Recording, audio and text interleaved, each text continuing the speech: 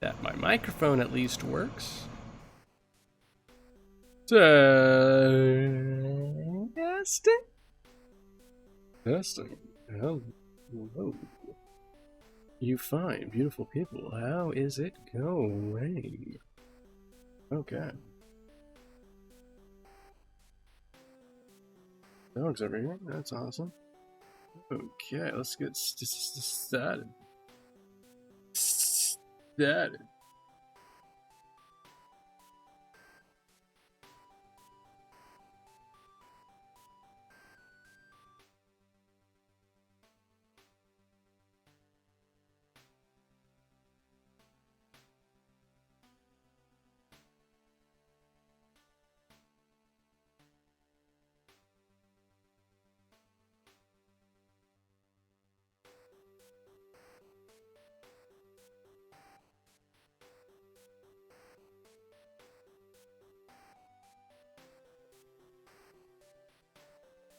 Okay.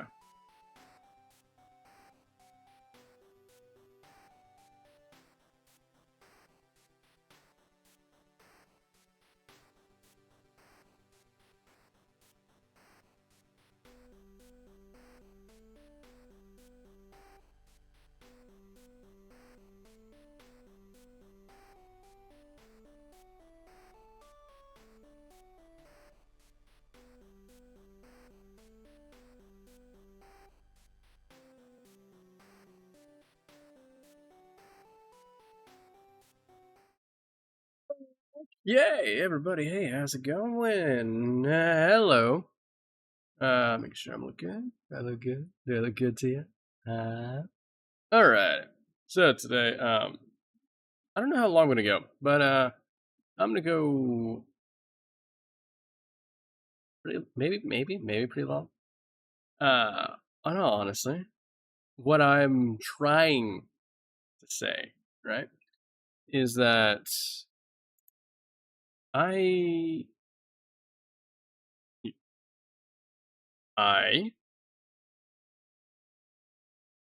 I'm gonna just do some React content, maybe a little bit of yapping, and we're going to see how this goes. Does that sound okay for y'all? Hmm? Hmm?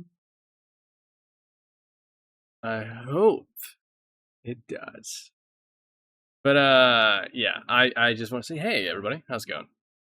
I haven't streamed in feels like forever, but I don't think it has. Maybe it's been a week. I've been working a little bit longer, and those long days, it's not a lot of time to stream. So trying to stream when I can, and I gotta see how my new schedule is. It should be a consistent schedule at least for the next 3 weeks or so, and then I can stream more often after that, and then new schedule after that. So we'll see how this goes. Probably nothing like I think I'll have a finalized schedule finally.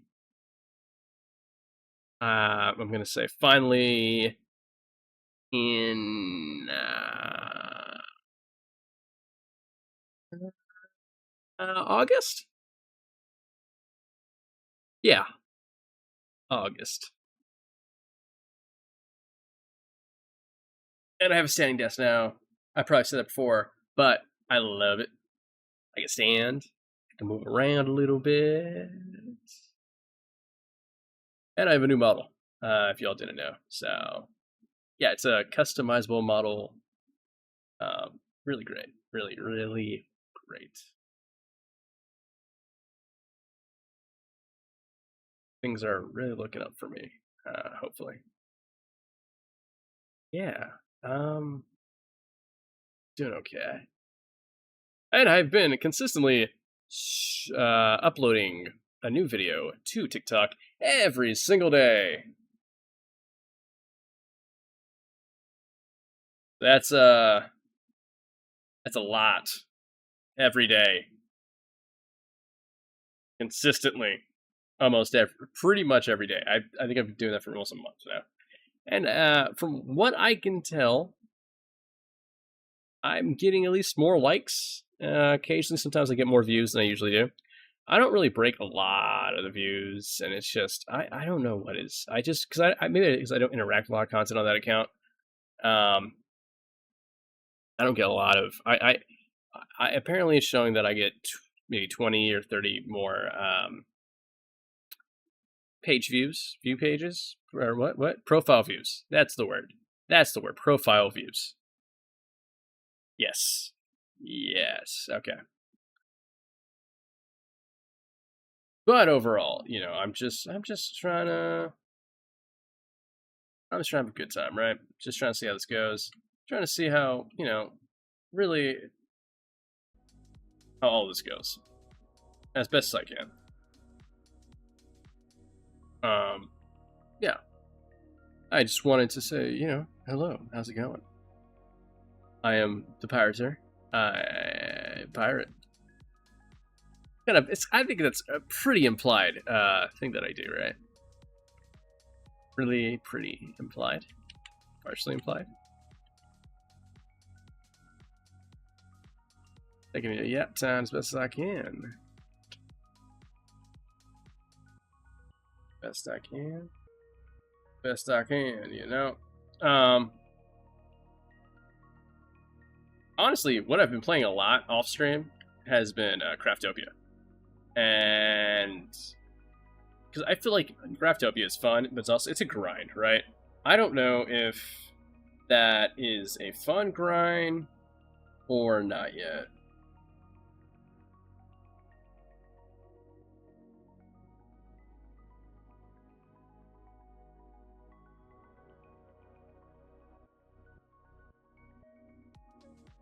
Yeah, I don't know if it's fun. It's oh.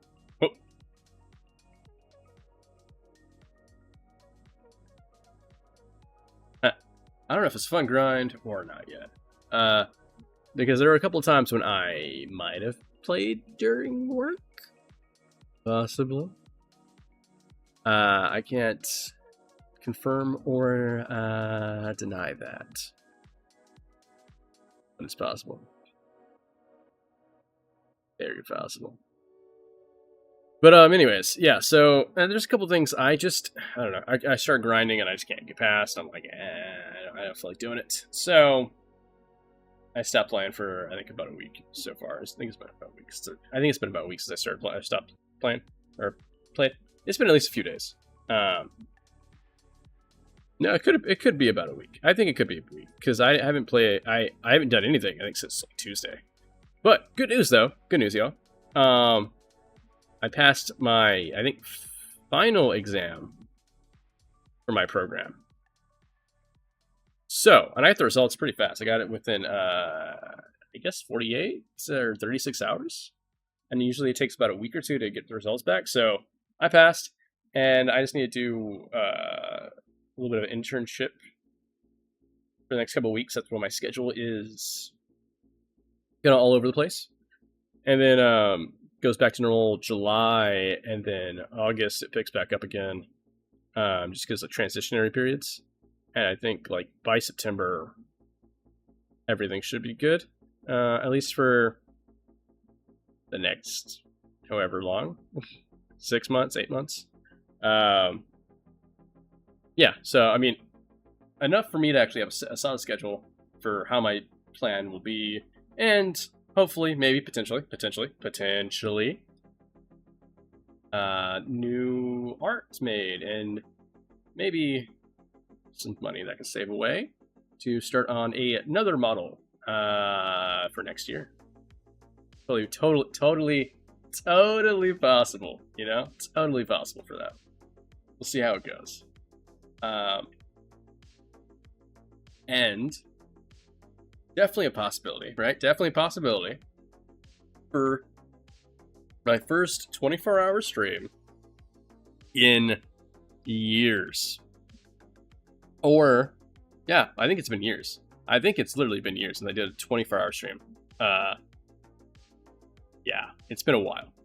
Just because I don't think if you all know this. I have insomnia, and that is hell. That is hell. So, why not put that insomnia to work? And because the thing is, I get tired, right? I'm just talking to myself right now. I get tired.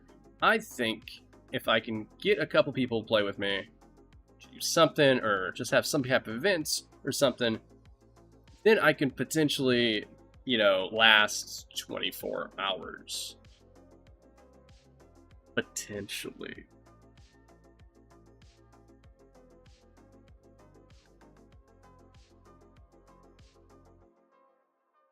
Okay, yeah, potentially 24 hours. I don't know. I would love to do that. I don't say regularly, but maybe like once every couple of months or so. But like, I want to say the big thing that I'm trying to do, but one of the things I like, one of my goals, right? Um, so schedule was one of my goals for the year. I've been working out for the most part. I've lost a lot. I lost more than a few pounds. That's one goal down. Okay, if I get a schedule, it's 2 goals down, right? Right? 3 3 goals would be a 24-hour stream at least once this year. And another one would be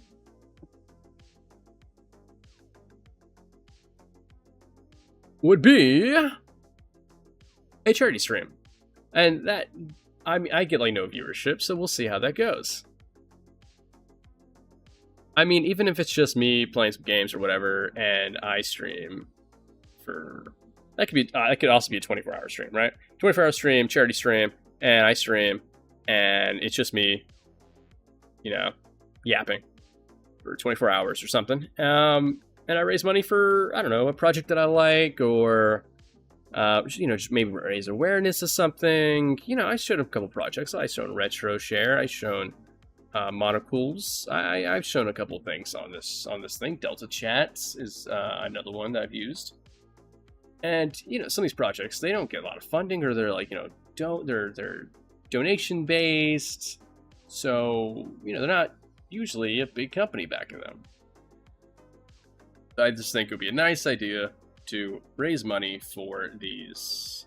I don't say charities. It sounds weird because they're not. Some of them are charities, but like, it's not charity in that sense. It's a charity. It's a different type of. It's a charity that might be. What's the word?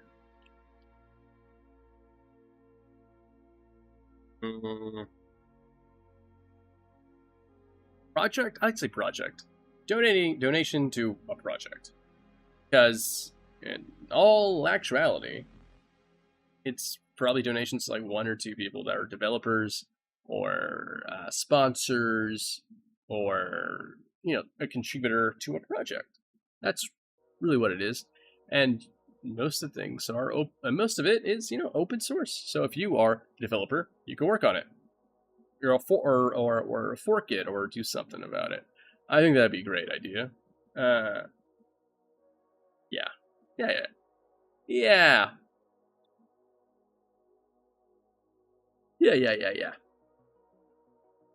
Maybe more down the line, we set up a nonprofit with the sole goal of helping out some of these projects.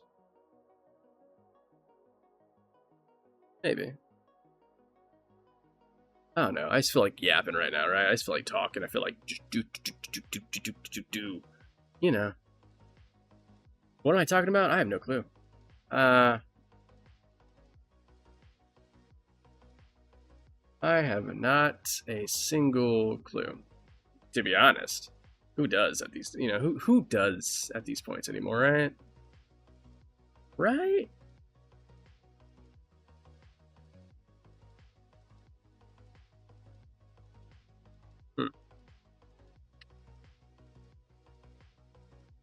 All right. I think let's go watch some videos. What do y'all think?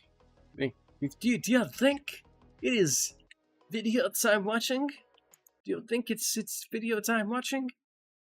I think it's video time watching.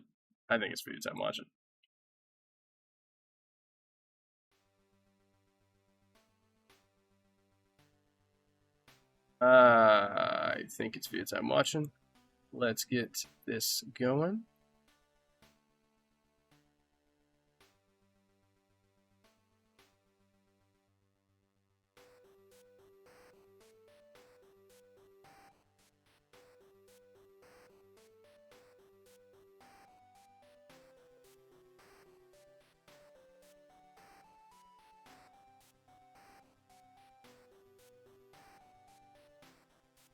Okay.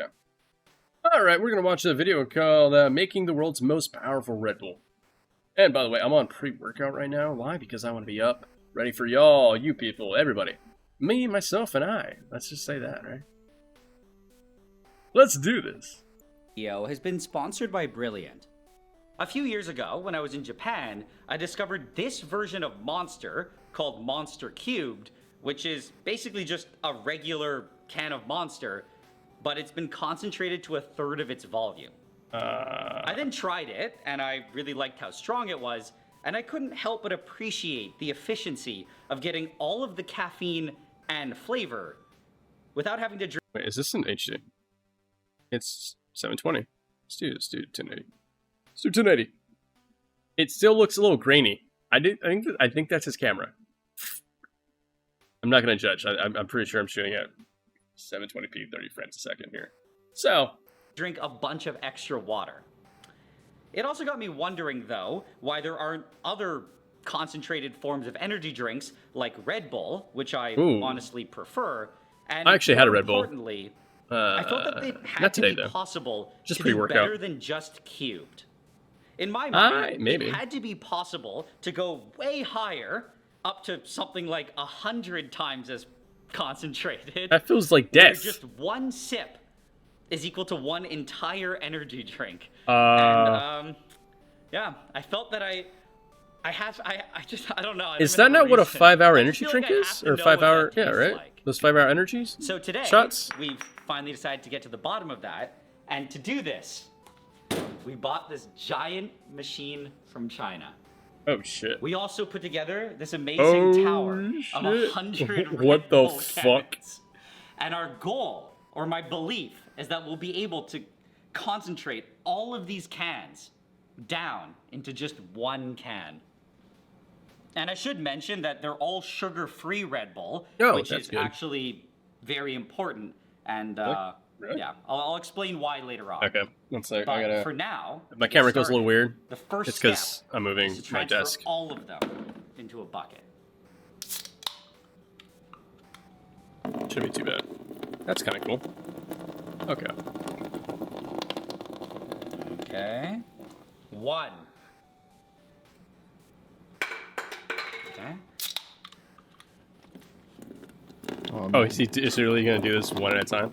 Wow. It was very exciting after the first one, but now that I'm seeing how slow it is, it's lot one less can at a time. exciting. I would like puncture holes, like the whole Yeah, this top. is I'll gonna take take forever. I'm gonna start accelerating this. Yeah, there we go.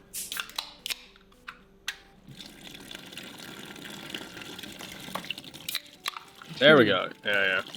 Let's go. Is that the most efficient way? I don't know, but we'll, I mean, that's pretty cool though. You know.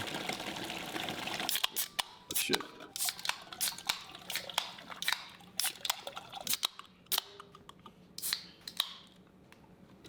Oh man, my fingers are gonna be blistered from this.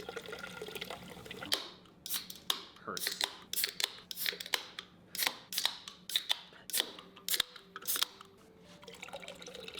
Okay, we're so close. We literally have 6 cans left, but we're running into this problem that there are holes for the handles, and we are critically close. So What if we tape it? yeah, we're gonna have to seal these up. Sorry about that. Okay, so we've done some amazing work on the bucket to plug the holes, and Wait, what? Oh. we can just keep going. Yeah, I missed that too. But we're running into this problem that there are holes for the handles, and we are critically close. So What if we tape it? yeah, we're gonna have to seal these. I feel like a bucket would have been better. I have a big bucket. Okay, so we've done some amazing work on the bucket to plug the holes. Yeah, okay. And we can just Like keep a metal going. pal. Maybe in that time Pal? our fingers Is that what recovered. it's called? Pals? No. Buckets? They Just, you know, still hurt. pal. Right? A shovel and a pal? Is that what I'm thinking of? Last can. There it is. Oh. Bro,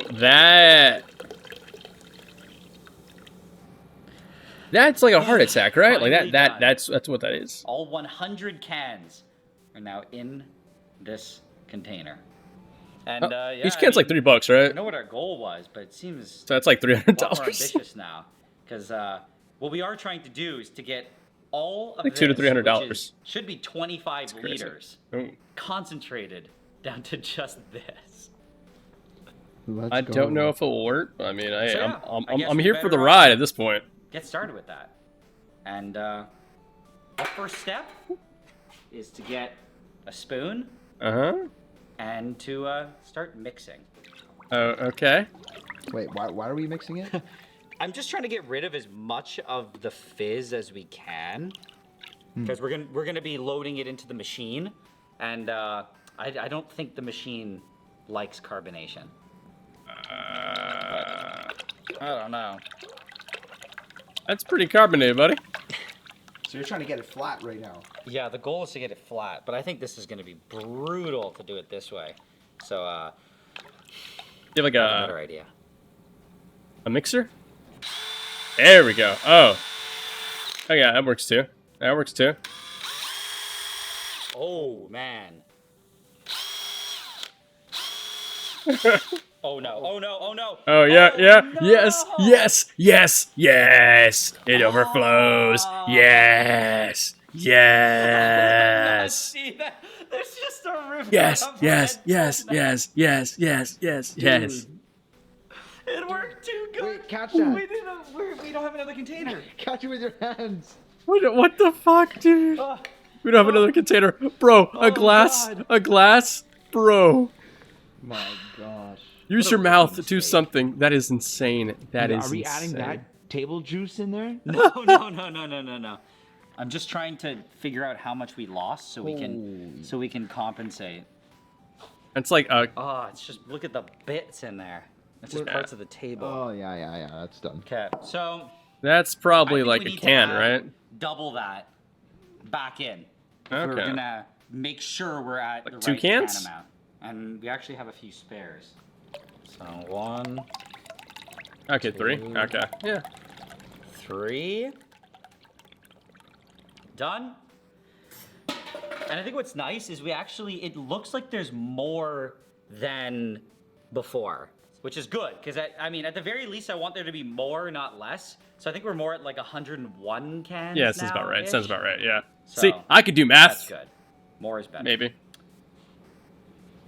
Back to the drill. Go slow this time. Go Yeah, slow. we'll That's be what a she little always bit says. More moderate. Yeah.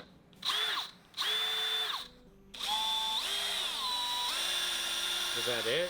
I think it's done. Oh yeah. Yeah, that seems good. Yeah, that's good. So I think all we need to do now is just do a little taste test to see how much fizz is in there. Yeah, that's flat. That's super flat. Okay. Success. And Yeah. I mean, we just gotta concentrate it. So Dude, that's step 1. this looks fun, dude. Transfer it to this convenient little cart. Dude, why don't they do this shit in like high school and like, you know, science labs and stuff? That would be Whoa, fun. Okay. And Would it make now, any sense? No, Turn it probably on. not. But it looks fun. It looks and we fun. have this incredibly complicated looking diagram. What is this? What is this, dude? I think it looks complicated, but it's not actually. Oh, that he complicated. never used it before. Regardless, I think step 1 is simple. We take this little noodle and we just stick it in our bucket. Yeah. Okay.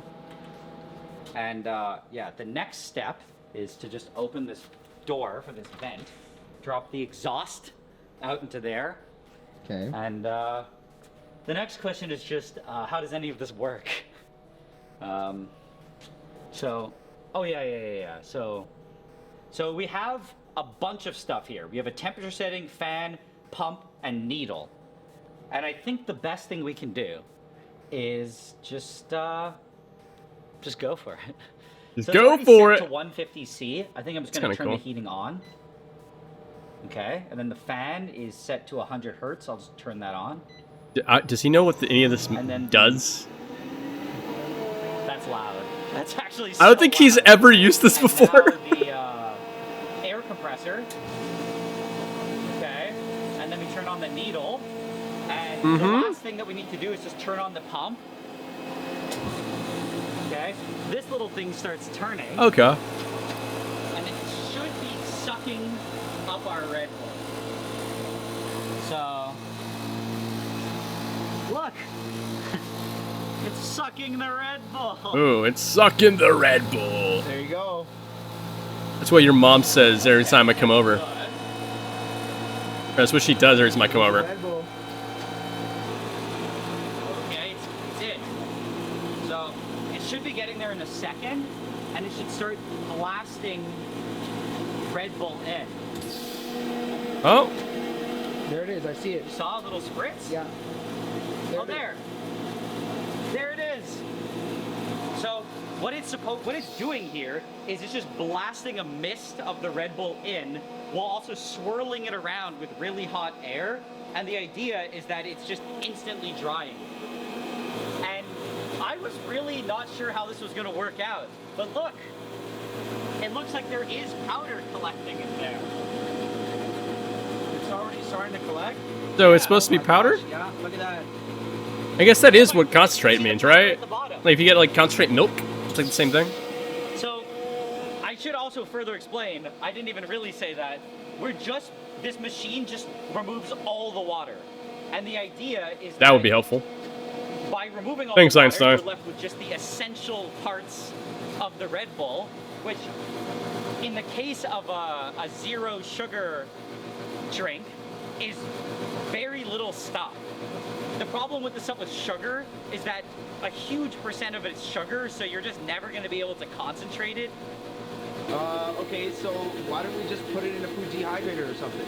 I mean, yeah, we could have just, I guess, just put it into a giant food dehydrator, but this is supposed to be much better at preserving the flavor, and it's also supposed to be at least several Okay, times if it's faster. loud in my headphones, that has to be loud as hell in person, right? Like Do you think it's starting to turn brown? loud. Does that have something to do with the heat? I could. Like if it's too hot, will it start to cook it or something? Yeah, I think the heat could affect it. But it also could just be that when we saw very small amounts, it was white, but when you get more, you start to see the off color of it. Because I doubt it would be a perfectly, there's dyes in it. Yeah, that's right. It's literally brown. So the powder should be brown. I just don't Maybe. like it sticking a bit up there. Yeah. But the fact that it's going there means there's enough loose powder. I just think we're not actually generating that much. Like, I put it at 20, but I think that's 20 milliliters a minute. That's not very much. That's gonna take a long time to go through that bucket. That's a liter an hour. So it might be looking to like 30 hours to do this. That's like So we'll almost leave it here two and 2 days. we'll just keep occasionally checking on it, I guess, to make sure that it's not. I like how they put the top. They put the top of it. They put the little top on the container. You're like, yeah, that should work. Several hours later. Okay, so we're making some progress. Okay, that's slow, dude. We started up at around here. We got Yeah. here. We've probably gotten through like 20 cans so far, I think. That's not bad. Okay. And if you look in here, that's good. We're actually collecting something. Okay, so yeah, that's the brownish color. Is that I just don't think it's possible to avoid getting a lot of it stuck in this section. We've tried to minimize it by changing a bunch of these settings here, lowering the overall heating temperature, and slowing down how much is pumped in per minute. and it seems to have helped. We actually are getting a decent amount in here, but I think overall this process is just a bit doomed to be kind of messy. 25 hours later? Here Oh, it is it almost is. done? Oh! The last of the Red Bull. Just gotta make sure the tube is fully in there. Okay. And officially all in the hose. Gosh, that's kind of insane. The last drops. It's done. Woo. Okay, first of all, shut up. Okay. Oh. Second of all, turn all this off, turn the heating off, and we're finally I wonder if they could done. scoop. But I don't Really know a how to feel because swab. I don't really like that. I don't like how orange and covered with gunk it is. Yeah. I also don't like how That is brown, dark dude. this part is. It looks cool. Don't get me wrong, it looks really cool, but I don't really like that. Also, one thing I don't like is this. This whole section here is kind of dark, but that's the exit pipe. And there's also, That's right, eh? yeah, and there's also a little bit of powder around what's supposed to be a seal there, which I also don't like, because it definitely means there was some loss. So, what I do like though is this. It really does look like we have a crap ton of powder down there, and that's good. There is some, in some way, shape, or form, powdered Red Bull in here, and I'm pretty excited to see what's in there. So, fan off, power down. Silence, finally. Start That's kind of taking it insane, apart. dude. Just gotta remove the bottle. And, okay. Oh my gosh. What's in there? Look at that. Whoa, that's all powder. I don't think it's truly supposed to look like that. It got caked up. Yeah. Also, I hear cracking. yeah, this thing is cracking. Oh yeah, look, you can see the cracks. Ooh. I mean, I was hoping it'd only be a thin layer in there, but if it's cracking, it means there's a substantial amount that is trapped in here. Bro. No, this is not what we wanted. So in the bottom jar is all like the vitamins, powders, and all that stuff. I think so. And the top is all the flavoring. Yeah, it might be the flavor, the dye, and the sweetness. We need that top part. Yeah. All the energy is here and all the flavor is there. Yeah. We're gonna have to figure this out. Oh, it's cracking. You can't really get the In fucking the meantime, gunk out. I really wanna know what's in this. I wanna see how like solid it is. It's just falling apart. Yep. Okay.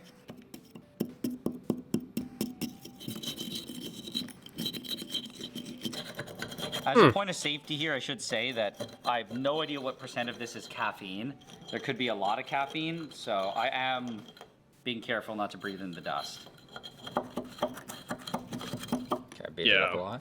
I don't know if you can see inside. There's a lot of powder. There's a lot of power. And now when we weigh That's it, crazy. hopefully, it's close to 100 Red Bulls worth.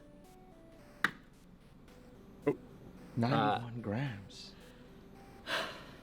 That's not good. Yeah, and that is... How much are we supposed to be expecting? Well, considering in every can, it's listed that there's 1 gram of taurine. And with 100 cans, that means we should have at least 100 grams. Of just taurine. Yeah. But we have 91 grams total. Yeah, so we're short here. I'm really hoping it's all stuck in the vortexer. Ooh. Well, how do we get that out? We'll deal with that in a second.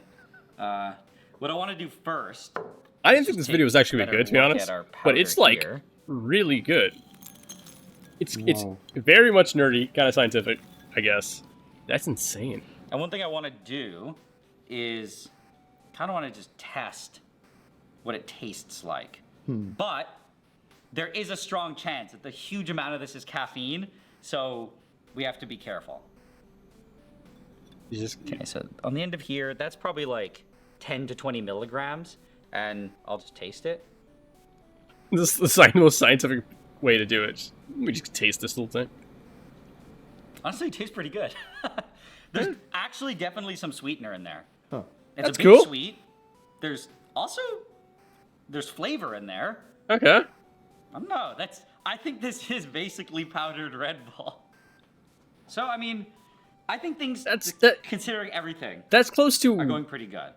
probably And for my estimation, 90 cans, what we probably. have here is probably like 20 to 30 cans worth. Really? That's pretty good. We're missing like 70 to 80, so that's not good. Okay. But Maybe I was I'm wrong. hoping they're all in this vortexer. So should we try to remove it? Dude, Yeah. So if I it's think that's breaking, what we're gonna have to do. We're gonna have to take this thing off. I'm like scared. I'm literally scared right now. Just Okay. that looks. We got our vortexer. It's not that it looks dangerous. It's that And I've been around like glass I'm gonna that's try broken to like get that, some of this goo out, but and it just let's see if I can pick at the has edges. shattered in my hands before. So that's why I'm like, careful. Oh my God. Like, ooh. Because, like, with that stuff, if you don't want to get glass in your thing. This is gonna be rough.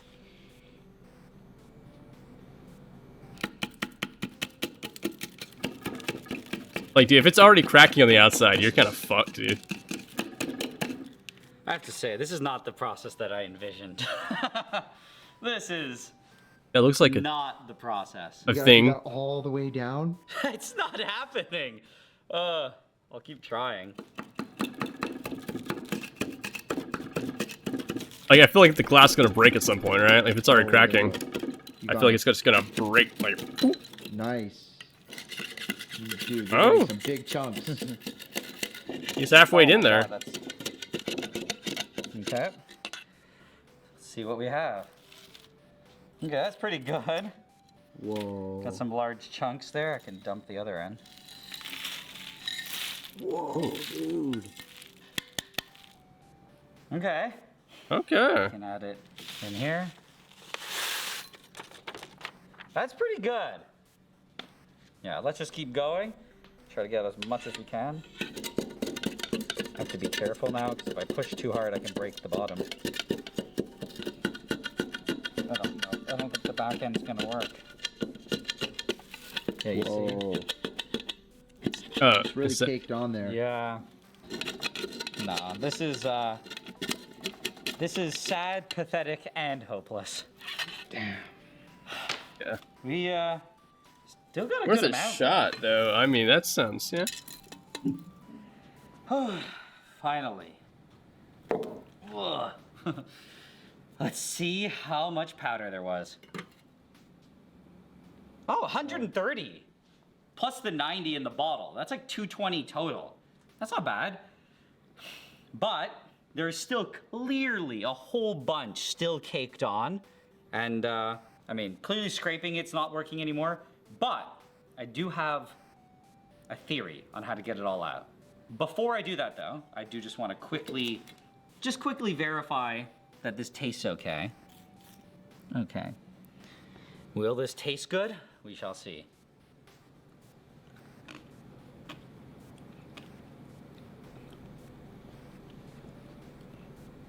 Honestly, that's like really good.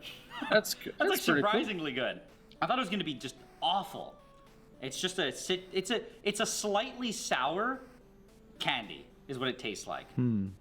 Interesting. But either way, we need to clean this out. And to do that, we just gotta get it back onto the machine. Okay, attach the vortexer, reattach the bottle, rid of this bucket, add a jar of water, start the beautiful fan noise again, turn on the heating, and the compressor, of course. And the idea now, basically, is that I'm hoping that by just pulling pure water through the system, it will just rain down and wash everything. And basically, Like rain? all of The actual rain. extra stuff that's on the walls here and in the middle, and just wash it down into this bottle, cleaning that bottle. Not a bad idea. So basically getting all of the stuff that's caked in here into here and here, which hopefully will give us close to a 100% recovery. Oh! That's the exact pattern that we saw before. And it's all changing here too. It's what's happening. Slowly washing it. I think it's a waiting game. Okay, so it's getting there, but Oh, so this is most of that's full, gone. So we're just gonna have to quickly drain it.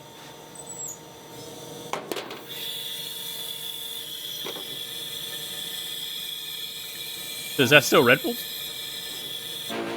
Because that would be Alright, so it's way cleaner. something else. And it unfortunately wasn't able to do some of this blue on the side or completely clean that part, but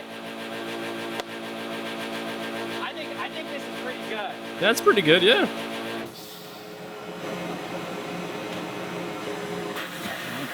I wonder how much of that is like actually water or like just the food dye and stuff like that. Whoa. Like if it's all being concentrated down to the Red Bull stuff, I feel like it would just be easier. And And that's not theory, powdered. Besides the maybe, I would say, couple grams at most that are stuck inside of this, this should be the last of our Red Bull. Yeah, like the 100 cans, right? Because you already had one Unfortunately, I extra. ended up collecting way more water than I expected, though, and this is Yeah. probably like, I don't know, 500 mils, or maybe more. I don't know, but it's definitely more than the 250 mils of a single Red Bull can. So unfortunately, we're gonna have to try it out a little bit, and I'll throw it in a food dehydrator. So, turn it on, and now we wait.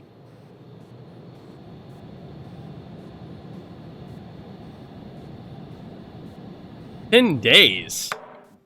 We were able to get some nice, crispy Oh, dang. little Red Bull nuggets, and yeah, we finally Like the have cans are still in the background We after have quote unquote 10 days. crispy nuggets, our yellow powder, and our kind of glassy shards.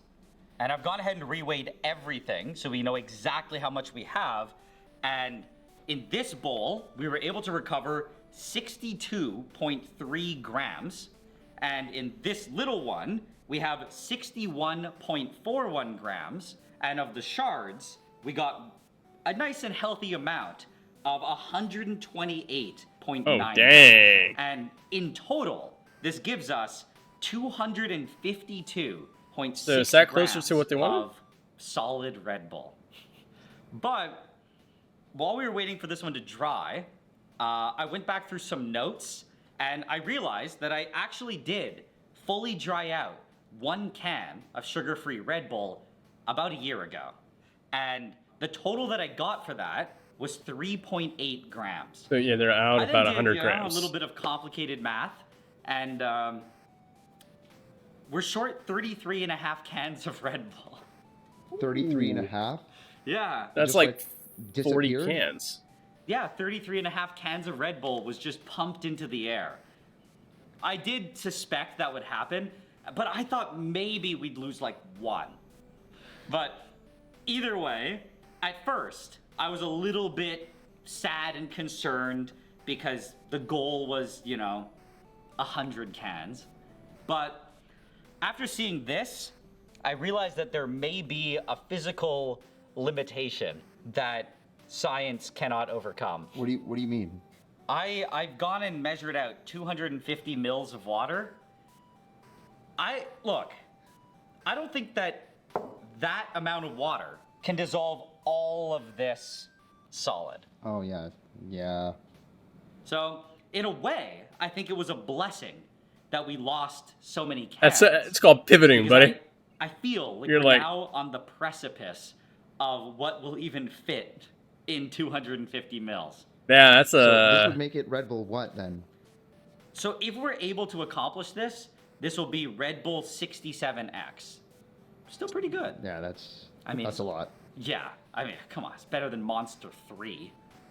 With that being said, That's when you get like we 2 more now need to cans, so you get rebuild the Red Bull 69. And I think the first step to do that is to combine all of our different powders. What the So, fuck? I think we'll Okay, start with the so shards. Just mix them up, right? Oh. Okay. Now Okay. for the Mega Dust. Oh my god. Now we gotta mix it around. This is amazing looking. This truly looks like something. No idea. That's probably pretty good. Yeah, I think that's good. So, all we need to do is take this water, 250 mils of water, because that's the volume of one Red Bull can. And now, we just gotta add it.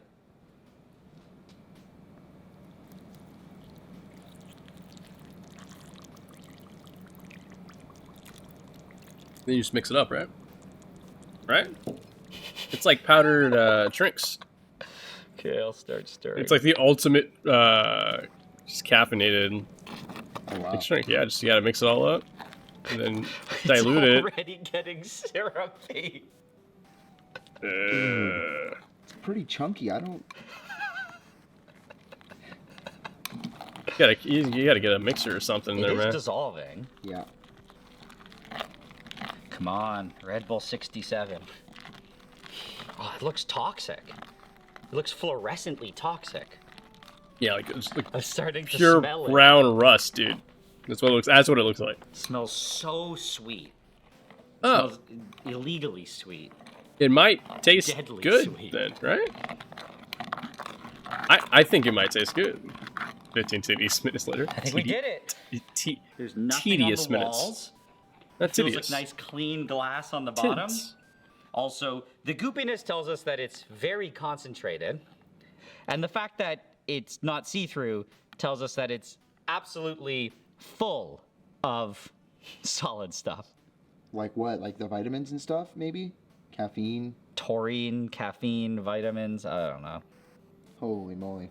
Are you gonna try it? I'm tempted. I'm tempted to just scoop it up and try it.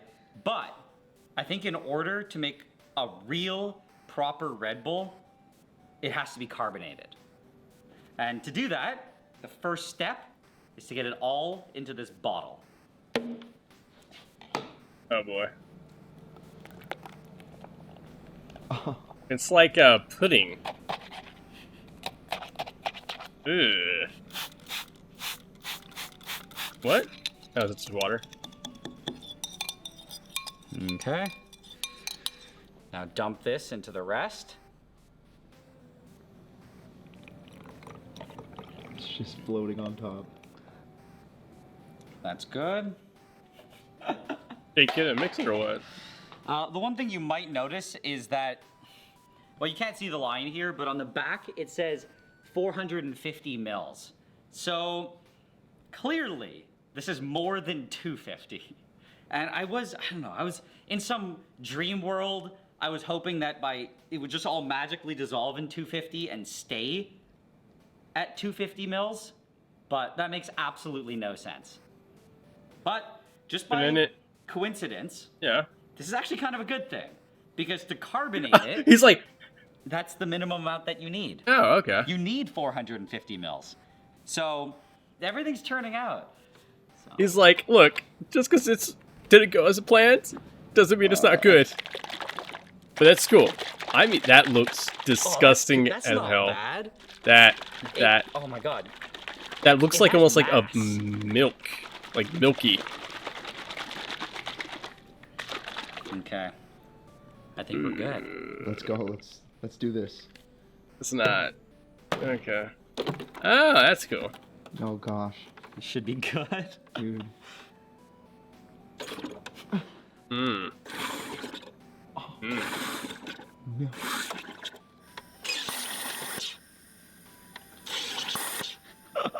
It's like curdling. It's so thick that the bubbles are they're just getting stuck and moving so slowly. Should we just like try to take it off? Yeah. Slowly. Gonna Slowly. fizz up. Is he gonna fizz? Just let some air out. Oh no. Oh. Oh, Nice. it worked. Get it? Okay. This is very special. We've created something amazing and very special here. That And, looks like I it would think I kill need me. to know if it was worth all the work. We need to know what this glorious, glorious drink tastes like. Before doing that, though, I should just think for a second about how concentrated it is, you know, just for safety reasons. We had 66.5 Red Bulls in 250 mils, but then the volume went up. So, scaled to the concentration of 1 can, this is like 1.8 cans of Red Bull at a concentration of 37 times. And that means that 1 Red Bull is about 7 milliliters of this. It's half a tablespoon. Oh my gosh. Tasting time? Dude, oh, Oh yeah. that's sludge, dude. That is sludge. Ugh. Holy. Mm-mm. Okay. So Mm-mm. now I got these little measuring things, and there's actually half a tablespoon, so 7.5 mils. That's We basically can dose this one Red properly. Bull.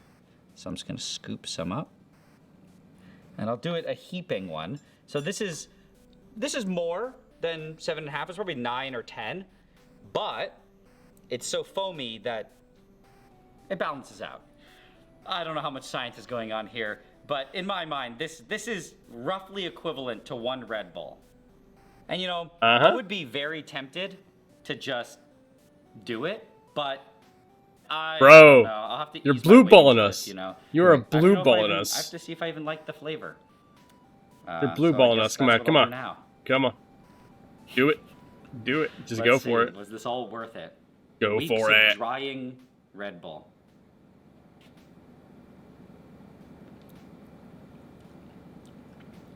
Whoa. That's crazy. Crazy good. Legitimately, there's so much citric acid in it. I don't know what happened to the sweetener. The sweetener's gone. This tastes like some sort of sour candy. It's genuinely Okay. really good though. But the one thing I should say is there's the carbonation's undetectable. Yeah, I Oh, it kind of didn't do figured. anything? I think the carbonation was not worth it. You want to try some? Yeah, okay, let's go, dude. I'm kind of hyped. I'm Okay. kind of hyped, buddy. I'm That's right perfect. here. Oh man.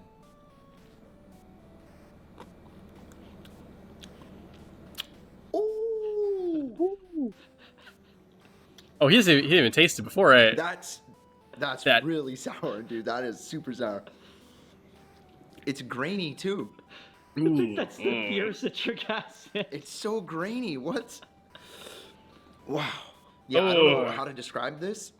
Aside from it tasting like just straight up chemicals. Yeah, If I were, if I could rate this, I'd give this like a, I don't know. I don't even know what to 5. compare it to. Oh.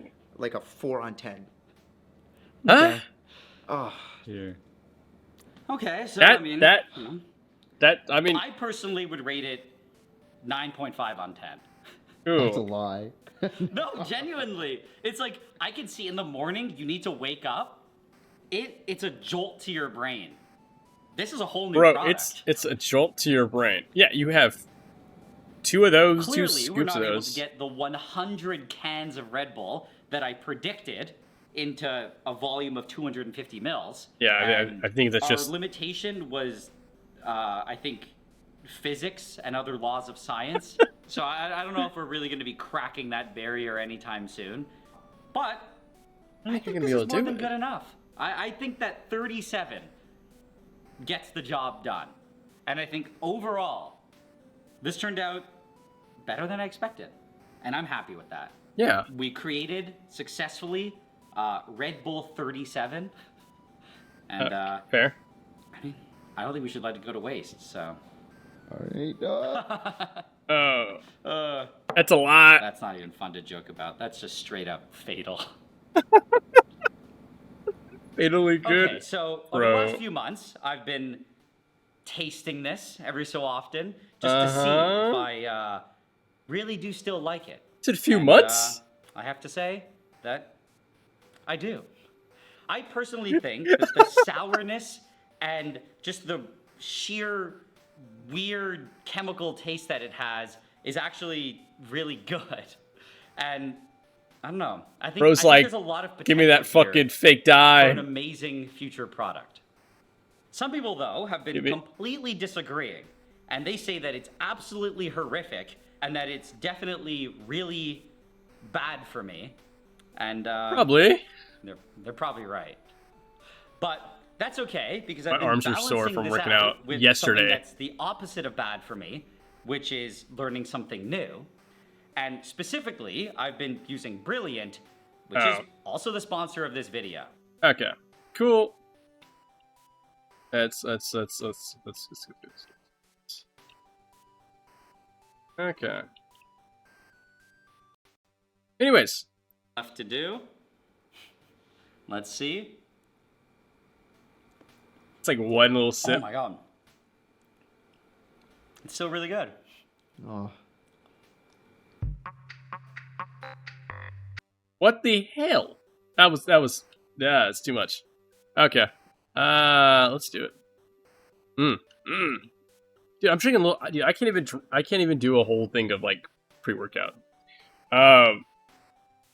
You know, like maybe like in the morning or whatever, or like, you know, like now when like, you know, to stream. I don't think my body can do a whole bunch of caffeine. Like it really can't. Probably health issues back when I was younger, or now. And dude, I already have like insomnia, so I don't think that help.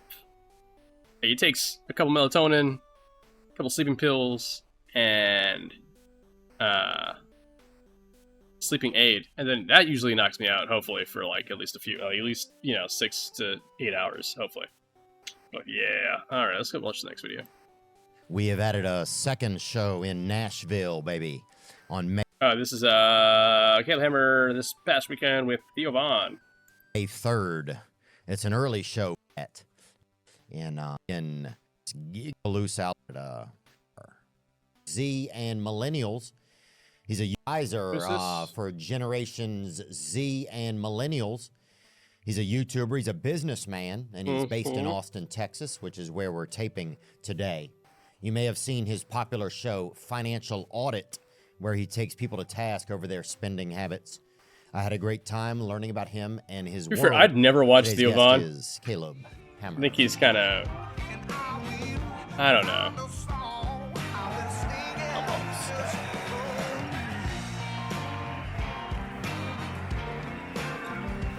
Let's see how this goes. Caleb Hammer, man, thanks for catching up, dude. Yeah, what's up, buddy? Nice to meet you. Not much, yeah. Nice to meet you too, man. Hammer. Caleb Hammer. That's a good name. Yeah, it's powerful. It is. Is that Powerful? Russian? Hammer? Hammer? I think I'm British and native. Oh, yeah? So a little conquering, British and native. you know, of the United States a little. And, Oh, wow. Yeah. Yeah, so no matter what side of the bed you wake up on, you're going to draw a weapon, probably. That's right. Yeah. That's wild. Native American? Yeah, like 25%. Oh, that's great. Yeah. That's a good amount. 25%. Yeah. Not too heavy, but Yeah. But chilling. enough to, yeah. enough to feel a little tan. Oh, yeah. A little minority. Yeah. Yeah. Oh, enough, too, to fucking know how to make a good fry bread, too, I bet. Okay. Yeah. Little weird. I noticed Little that. So you're kind of this financial guy, or financial liaison even, to like Gen Z or millennials. I mean, it could be anyone, but I feel like that's kind of like, it seems to me like that's kind of like the world that you work with. Yeah, that's who got attached to it. We age range in that like 18 to 35. That's our big group. That's Okay. what our metrics are right now. 18 And to you're helping 35. people with their I mean, that's pretty young. Like, Funny what thing kind of is- qualified you to? Funny thing is, for 18 to 35, that's like the specific group over the past like 5-7 years of my life that I've worked with, specifically that around that age range. Maybe like, a couple years younger, a couple years older. And I think for me personally, I think the reason why we worked with them so much because overall they didn't have money. So I guess that kind of makes sense. Become sort of this. So if you got money, don't forget to donate this or this subscribe to me with your Twitch Prime. person who's offering suggestions to others. Yeah, I mean, since the stuff I talk about is so basic, I was a dumbass enough, like back in the day, to overcome all that debt, get control of my spending, learning how to budget, get kind of obsessed with the personal finance space, build a pretty successful net worth before I started YouTube, and just sitting down and talking to the people in the worst of the worst. Yeah. Since I was there, felt like those are the people I could talk to. Not talking to the Theo Vaughns, not helping you with your investments, but we're talking about the lady who has tens of thousands of dollars of credit card debt, some car she can't afford, and getting repoed left and right. Right, yeah. I mean, I feel like you kind of have this like Jerry Springer meets finances kind of energy, which is it's awesome. Jerry We call it Springer. Caleb Springer. That's what we call really? it. Yeah. Oh, I didn't even know that. Yeah. Oh, that's great, man. Yeah, it's super fast. It's so okay. After like watching a few videos, I think this dude's personality, this Caleb Hammered guy. I'm gonna watch a video about, I guess, one of his ex-employees or something like that. Again, I don't keep too much. I watch a few videos here and there, mostly during stream. He seems really bitter, and I think he thinks he is funnier than he is. Just sad, dude. Very sad. So we'll see how this goes. Fascinating, but like, so what was your financial problem? Just so I know. Also, yeah, I gotta speed this up a little bit. So, yeah. It's Like, where did you start where you're like, oh, okay, I'm in a bad spot? College I was so dumb in college, man. Just starting to go into it. I was going into a major that wasn't going to make any money. I wanted to go into music. And of course, if you're going to go into music, you have to have like a $50,000 computer or whatever. It's some nice, beautiful iMac. So max out a credit card with that. Got to have an electric piano. You got to be cool. You got to be like the other music majors. Max out a credit card with that. Why cook when you're tired from school? Go to McDonald's every day. And that's before I was even a fat fuck. Like, I was just able to consume those and still be skinny, but max out a credit card with that. yeah, okay, I feel that one. I really do feel that one. Because I mean, like over the last year, I started working out, but like I really felt that towards the end of my college time. Yeah, like that's when I was like, oh yeah, when I was like in high school and like early, just getting into college and stuff, I was like, I could eat fucking, give me like 5 tacos from the dollar menu, Taco Bell type of thing. I was at Taco Bell. I was the Taco Bell. Okay, I was eating Taco Bell fucking breakfast, lunch, and dinner if I had to. Like there was a Taco Bell near my campus that I would go to. There was I was in there every time. I was there and the library. There and, yeah. There.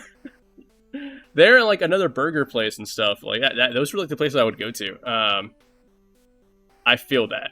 Like the minute, when that catches up to you, the thing is, you won't notice that it catches up to you until you are already there, You're like, oh yeah, this shirt's a little too tight. Oh, this thing's a little too much, and you kind of just don't think about it, right? You're like, okay, whatever. And then you kind of look at yourself back. You get I guess for me, I got those like 5-year memory things from like Google or like Facebook and stuff. You're like, oh, I did not have a double chin. Right now, I think I'm the lightest I've been since high school, I want to say, or close to it at least. Like I'm getting there. I think I need to lose like another like 2 or 3 pounds maybe. Probably 4 or 5, and then I'll be like pretty up in there. When I was pretty fucking skinny in high school, like I was scrawny. So yeah, got to get around. So I maxed I'm more muscle I now, got like though. a $11,000 car loan, but I couldn't afford the down payment. Of course, I didn't know anything about money, so I borrowed like $5,000 from the grandparents just to get a down payment on a car. It's the same stuff we're seeing on the show. So you were just in a bad spot. Bad spot. Private student loans too, man. It was rough. And had you been getting advice? That's nuts. So this dude probably only had like maybe at most $20,000, maybe. Well, maybe if it's private student loans, I don't know. That's probably a different thing. But yeah, like credit card debt, and everything else, maybe like 20,000 even with the grandparents' debt or whatever. It's not. I mean, it's a lot of money, but it's not like insanely bad. It's like you could, if you get lucky with a job or something, you can definitely get out of there in like 2 years. From anybody, or you were just? No, this was generational. My parents, even though they are better now, I'll give them credit there. We grew up definitely lower middle class, foreclosure notices, that kind of stuff. Oh yes, yeah. I didn't grow at up like that. I grew up. When the people forward who to would that. teach you about that kind of stuff, because our school system really doesn't. Actually, wait. Let me get here real fast. Okay, here's my thing. I had this talk earlier with my family, right? And one of my family members, they don't like me saying that we've come from like being poor, because we was like, oh, we've always had food, we've always had a roof over the head, that type of thing. And it's like, yes, but when we have to rely on other family members to help us out, we have to rely on our neighbors to help us and give us food. When we have to, when we're relying on credit card debt in case of emergencies, we have no savings. If we go on vacations and we have to like we're not staying at a hotel. We're not going on vacation. We're going to see family. And when we go see family, we're sleeping on their couch. Or, if we're lucky, air mattress. We're not, like, there are times when, it's like you go visit family and you're staying at like a hotel and you meet up and blah, blah. Yeah, we didn't do that. That wasn't a thing. That wasn't a thing at all. So yeah, and then I don't know. Certain members of my family don't like saying like I grew up poor, which is like I was on reduced lunch, and I was like, okay, I was on reduced lunch, and then I was also on fully reduced lunch, which I give free lunch in my school district. So, and you only got that if your family made below a certain income, and yeah, so it's like, what do you? It's okay to be like, hey, yeah, we're poor. It's okay. I mean, we're still struggling, but it's not like I think because some of this, appeals to me, right? I think it appeals to me in a way that I don't want to be that person for my, my family. Like, I don't want to, like, if I ever do have kids or whatever, adopt or, whatever happens. I want my family to have, some money. Like, financially, I want them to be at least better than me. But in a way of, like, if, like, just emergencies or something. Have that kind of, like, cushion there. And I think because I grew up in that mindset, right? Of, we don't have enough to make it through the month or something like that. So we have to use debt. Excuse me. It's my job. And I think because also most of my jobs have been like gig work or like contracts. So there's always like either like a set date to end of job, or there's been like a set, whatever. And how can I put this? Set date to end, but there's also been a whole bunch of other stuff, which is fine. I made some good money, but it's not consistent. It wasn't consistent. And so what I would do, I would save a lot of money during my work time, right? So save a lot of money, and knowing with the intention, because I knew that I was not going to get hired, or I was not going to have a there was potential for me not having a job right after being employed for 6 months, 3 months, a year, however long the job was.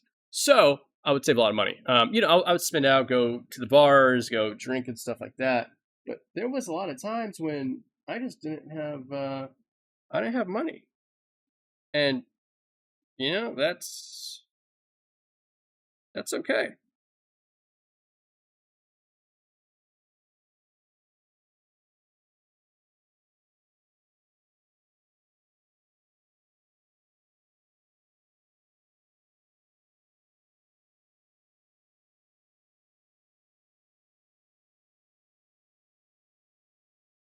Oh, it's Duolingo's like messaging or telling me to do stuff.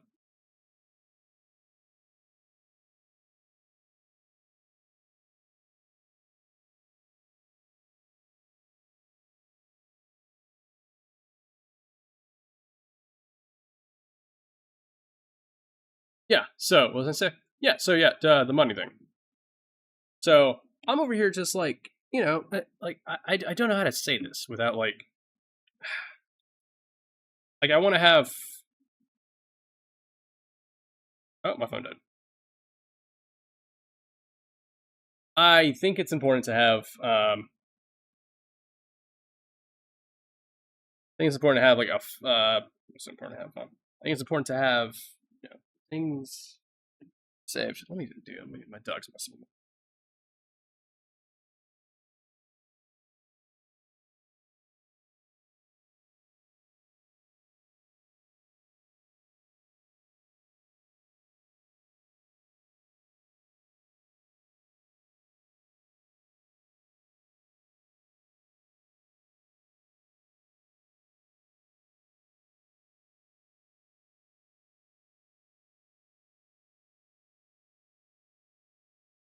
Okay. Where was I? Okay. Sorry, spraying stuff on my dog because they're stuff. Anyways, saying about money. I relate to okay, yeah, I don't know what I was saying. So yeah, I relate to this in some ways because my jobs, yeah. So when I get a job, I'm like, okay, cool. How much is my? I guess it's kind of like a budget, right? It's more of whatever money I don't spend for that month, right? It's kind of simple. Whatever money I don't spend for that month, I save it, knowing that I'm going to have to, I'm save it knowing that I'm going to have to spend it when I'm unemployed, and because sometimes it's hard to get a job, even like for McDonald's. Sometimes it takes 2 or 3 months to get those types of jobs just for the interview shit and process. So how can I put this? When my family doesn't it. So this is my first car I have my first car with a payment. I've owned several cars before my current car. This is my first car with an actual monthly payment. And for me, I don't say it's killing me, but it's pretty high up there. And I'm not used to like having a payment a month to own my fucking car. Like, and when talking, right? When talking about this with my family, yeah, they're like, well, everyone has a car payment. And I'm like, that's actually not true. But also, I hate my car payment. And they're like, well, everyone has a car payment. And I'm like, but if I pay it off, then I don't have a car payment. If I just bought a cheaper car like I've been doing for the past, several times. Yeah. Then I wouldn't have a car payment. Like it doesn't make any sense. I think it's because I don't know. I think it's just weird. And then it's like, cool. I want money to save. Like, what happens if I lose my job? What happens if blah blah blah? And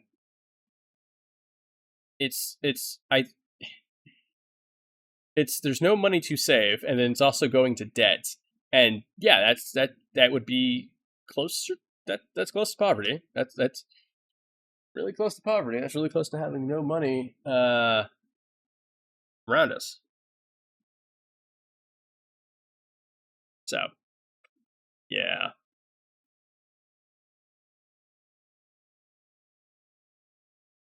I don't know. I kind of just it made me like this happened like literally earlier, like a few hours ago, before I went on stream. It's just such a weird thing, right? Like it's such a weird concept. I think it's okay to talk about finances. I am in therapy, to be honest, and one of the craziest things about me is that therapy is fine, but I think I also have some type of financial trauma occasionally because it's not like it's like, oh, I've been fired. That's like, oh, that's what is getting me. That's probably there's some things because that's the only time I've ever been fired. But I also could tell I wasn't great at that job in the first place, so it evens out, right? But yes, this job sucked. I'm like, cool. I think I'm more have job anxiety. I think that's probably the best thing. I always think I'm gonna get fired, but it's usually, oh, the boss likes me, or I'm like one of the better employees. It's same thing for this exam I just took, and I passed with almost an A, like a very high B. I passed. I thought, okay, I probably wasn't that good. Blah blah. I get the results in like less than a couple days, and boom, I passed. And apparently, it's really hard to pass the first time. So, I did it. Where was I going with this? I think it's just, natural anxiety, right? And because of that, right? Because of that, and then how I was raised around money and it not being this secure thing for me, I don't want to do that with my own kids. And yeah, like, and then, I don't want to be in a position to put my kids where they have to help me out when I'm getting close to retirement age. Like, what if I become 60 years old, or like, and I want to stream every day? You think I want my kids to be like, hey, grandpa, or like my grandkids even, like, hey, grandpa, we're gonna, we seen you stream. Here's some bits for you. I know you need it. All right, again, I know you need it. I'll be like, oh, thank you, whippersnapper. Thank you. Like, I don't want to put that, because to me that's like a burden, right? I don't want to put that burden on my kids or my grandkids. By like 60, 65, 67 or so, I want to, retire. I would like to retire earlier if I can, but however, let's see how this goes, right? Let's say like in 10 years, I'm like some famous streamer, and I'm making money, right? I also think I think it sounds weird. I think also having like at least a part-time job outside of this just would help me out, like mentally. Only because if this becomes work, right? This becomes work and stuff like that. Yeah, I would probably limit some of my capabilities and stuff. I think it'd be fine. But also, I think having a side job that covers my expenses, like my rent or whatever else, I think that would be a healthy boundary, because then it's not just me relying on Twitch or YouTube or TikTok or however it is. I can kind of do whatever I want to do. You see, I think that's how I would be, at least a little more. I mean, because like right now, I'm not making any money. I'm doing relax streams, like 2 days of streaming for this. I'm kind of just vibing and chilling. Like, be cool if I can make money off of this. That'd be nice. Like enough money to like, if it was like 3 times my income, that'd be awesome. But even like 1 times my income would be good. But yeah, I gotta see. So we'll see how this goes. I do have a plan that's more personal to pay off most of my debt, at least the credit cards and the car, maybe the student loans, and maybe some other stuff, maybe.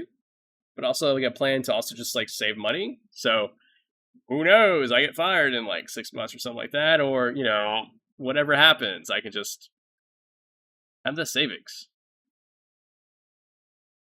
At least in Michigan. Oh, yeah, let me go back to the screen. And I don't think Texas either. At that point, you rely on them to teach you, but they didn't know anything. So I was just continuing that cycle. It's like every time you see people coming from a lower middle class background or a poverty background, it's just that endless cycle because you can't learn from anywhere. And you have to get that drive somehow. Right. Yeah. Oh, that's a great point. Yeah, I was always kind of I feel amazed this, that you they know? didn't teach us in school.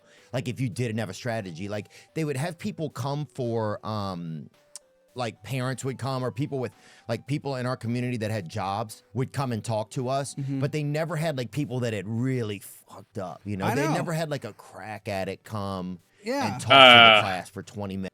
I mean, I feel like that would probably be one of my parents. But And it's to be like, this is how this happened, right? Or they never had anybody that was selling leg or selling What? cooter or whatever on the street tell you know, like, hey, this is how things fell apart. Like they Again, never probably had that other my side of parents. somebody who was like in a second bankruptcy or somebody who'd been abused in a marriage. You know, it's like you never really got. You always just got the like, I'm a fireman, you know, and it'd be like, and the kids would be like, awesome, you know, Yeah. and the guy would let you play with his axe or whatever. It's like, but you never got like the other side of it. It's kind of crazy that they don't have that. I think coming from a fucked up just in, like, background, kind of elementary education, little bit. you know? Dude, it's crazy. I think it's like I think it helps me a 1 week little bit. subject in the class where they also Especially, spend like 2 like- weeks showing you birthing videos. Yeah. You know, this is something that passes over real quick. I'm very Okay, so you were I bad don't like off. trusting people. So Real bad. And how did you get unbad off? I just started becoming obsessed with. Well, I was always interested in the world of real estate. So like HGTV, see, that's not I that's ate that not shit me. up. Oh, I don't know actually, why. okay. This Tiny is that homes. Weird Actually, kid who loved I love- HGTV. I did that too. All the different home shows. I was interested in real estate, and that's kind of just. I didn't really a care about real decent estate. connection and segue I think it over kinda to personal sucks. finances. So eventually, once I started realizing, can't afford rent, I started just googling some things, and I found some other creators, some other podcasts like Bigger Pockets podcast is really good.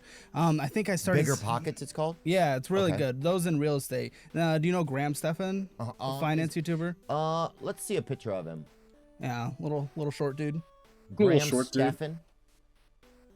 Nope, I don't know him. He's one of the OG finance YouTubers, Started and I with the think I Prius. started watching him when he was up and coming. And I was like, wow, I can't believe I watched him a how couple absolutely times. stupid I am with finances. I didn't even know there was this I other world. didn't and then like to accomplish the things a I lot of his dream of accomplishing. content. It's gonna take actually marking the goals I want Well, I to like get his to old in the different content. steps that are required to get there. And that's where I started to actually focus on building the income, not just the hobby stuff. You know, I was doing music composition, and I was making like $30,000 a year off of that that's not in bad. college, and dropped out of college. But from there, I just knew I had to go get stronger income, actually build myself a budget, and that's when I started Yeah, stronger looking income. to move in different areas. And I got a connection down in Austin, and that's when like I actually started putting the focus in pointing my money in the right direction, building a budget for the first time, Mm-hmm. and it's been good since then. Yeah. Okay, so you started to put your money back together. Like you started, I mean, did you pay off some of those things? Did you get rid of the car? You said you dropped out of school. So Yeah. I'm assuming that you just realized it wasn't for you or. Okay, it's gonna sound like the most arrogant, cunty thing ever, and but like I mean, was I actually get the making vibe. more on my music compositions than my own professors did on their own compositions. So I was like, why am I spending more money to go in school? Okay, so so you that's already- when I dropped out. Okay, you already Yeah. felt like you kind of been able I'm to getting learn the what they vibe were he's gonna teach already over the kind of course of a long time. Kind of. I mean, I like. You the might be a lessons and narcissist, stuff, but then I still maybe. had to go to all these other classes that don't matter, and I had to spend money on that. Right. Or at least things that were going for the degree. But at that point, I still knew I nothing mean, the funny thing about is, personal finances. I took Once less I than I didn't moved go to for my Austin, degree, and I became. I wanted to get a job In that major eventually. focused on me being my own business. Essentially, that's what I was doing with music composition, and one After of the best jobs that just like you and I could years. go get today if we wanted to, where your own business is sales. Okay. You know, you are your business. You're out there building the client base, and that's what I ended up doing. I hate with sales. That. I I reached the top of the hate sales team sales. immediately. Yeah. Selling. Yeah, selling. It was trading education. Like stock trading. Trading and some education. memberships and stuff I like how. Okay, so no, I'm not familiar with what you're Okay. talking about. Like stock market. Okay, so you became an investor? No, I was selling classes that taught people how to Oh. become day traders and stuff. Okay, so day Okay, so he was a piece of shit. He was one of those okay, so he already had experience selling like that guru type shit. Okay. It's making some sense here cuz I think he's a piece of shit for doing that. I hate this scammy shit. I worked for like nonprofits, and people that got screwed over by that stuff. Maybe I'm a little biased, but yeah, that's yeah. You make a lot of money scamming people. No shit. Trading courses. Really bad products, I'll be honest. But Really? I just had to, I was taking the job Really that bad. Yeah. would hire. Okay, so the actual product wasn't a good product, or just you thought it was? It was fine. Just people shouldn't be day traders. That's the thing. Oh, I see. It's like 90% lose money. It's not that the people that were teaching it were bad or the education itself was bad. It's just like that's kind of bad, dude. Probably too risky for your average person to get into. So it's just a risky thing to get into. Risky to get into, but luckily the people I was selling to, they were with people with too much money, too much time. Oh, they were? Yeah, it wasn't like You weren't selling it to children or whatever. No. Okay. No. Especially since I think you have to be 18 to open a brokerage, or at least to open those kind of accounts, if I'm not mistaken. You have to be 18. But actually being able to when I was build 18. that like personal business, personal brands, and getting to the top of the sales team, eventually getting to the place, bringing in 6 figures. Wow. Grinding for a couple years, I focused on paying off my grandparents first because it was family debt. It's a little emotional. That's probably not what I would necessarily suggest today. To people that I'm talking to, but that's what felt right in that moment.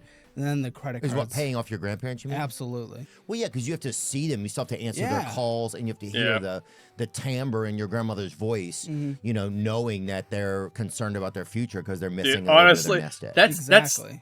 like, and they were again, nice enough to give me that money. I want to be in that position where I can gotta be nice do enough that. to prioritize paying it back. Right? Like I And can then let the them borrow 30%, money and be like, couple yeah, it's 30% okay. credit cards I had from there, about $10,000 total in credit card debt. That's not And too then bad. Sally Mae, you know that bitch? Oh, yeah, the loan specialist? Yeah, no, she's not great. So I had some like 12% interest, private student loan debt, maybe 15%. It just kept ballooning, so I focused on paying that off after that. But those are private ones, right? So there's ones you get from the state that are lower percentage? Okay. Yep, I had federal backed student loans. I still do because I'm not going to pay them off because they're only 4%. No, actually, mine are like 3%, so I'd rather invest instead. Oh, mine's So I'm just doing my minimum monthlies there. higher than that, I think.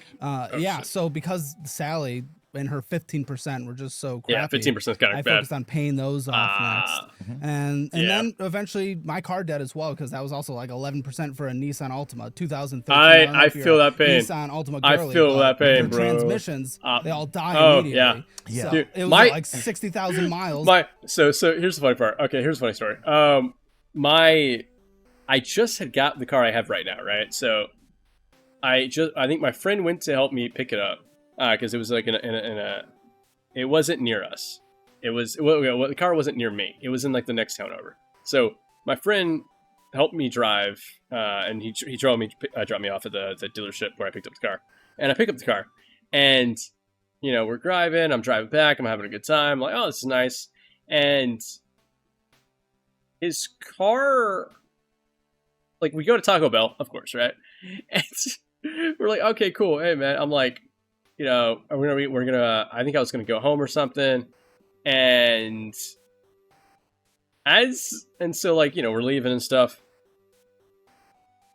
and as I'm driving home, like from like after because I take him out because it's like being a good bro. I was like, hey man, here's some food. Let's go. Let's get out of here. After this stuff. And I drive, so we're leaving the place. We're driving, and then I'm like, oh shit. He tells me to come back, and I'm like, what do you mean? And he's driving this Nissan I guess Altima, yeah, or Century, I can't remember, one of those.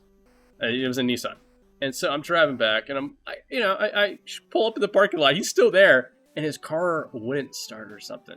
Something happens. He calls a tow truck. He gets like AAA or something, and we're waiting there for a good like 3 hours because I was like, I don't want to leave this guy alone, and I think they were already closing up the inside of the restaurant because some of the places close the inside and then keep the what do they call it, the drive-through open, so you can't sit in there. So I'm just like vibing, sitting, and give him some water or something from the store. I was like, bro, if you need me to do anything, I can drive you. But yeah, that's the first and only time I saw his Nissan, or it was the first and only time I saw like his Nissan just fucked up spectacularly. And it was lucky because I just got the car. Like it was like I think I didn't have a car for like maybe like a month or less or so, and because my other car the engine blew up or a rod broke. But yeah, so I was like, okay, cool, I got it. We're all good. Anyways, yeah, that was the story. Nissans suck, or at least Nissan Altimas, Centuries. I don't know. I forget what car. Just Nissan's transmissions are bad. So yeah, that's what happened. His transmission went bad, and he couldn't he could turn the car on, but it just wouldn't do anything.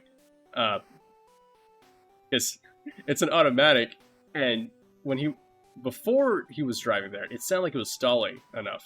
So I was like, ooh, this sounds bad. But yeah, dude, the guy just, I think he got a better car now. I think he got the car from his dad or something, and he paid his dad for the car. It was kind of shitty, but yeah. But also, that's why I don't buy it. I've been offered a couple cars from my family, and I don't take them. Like, I don't,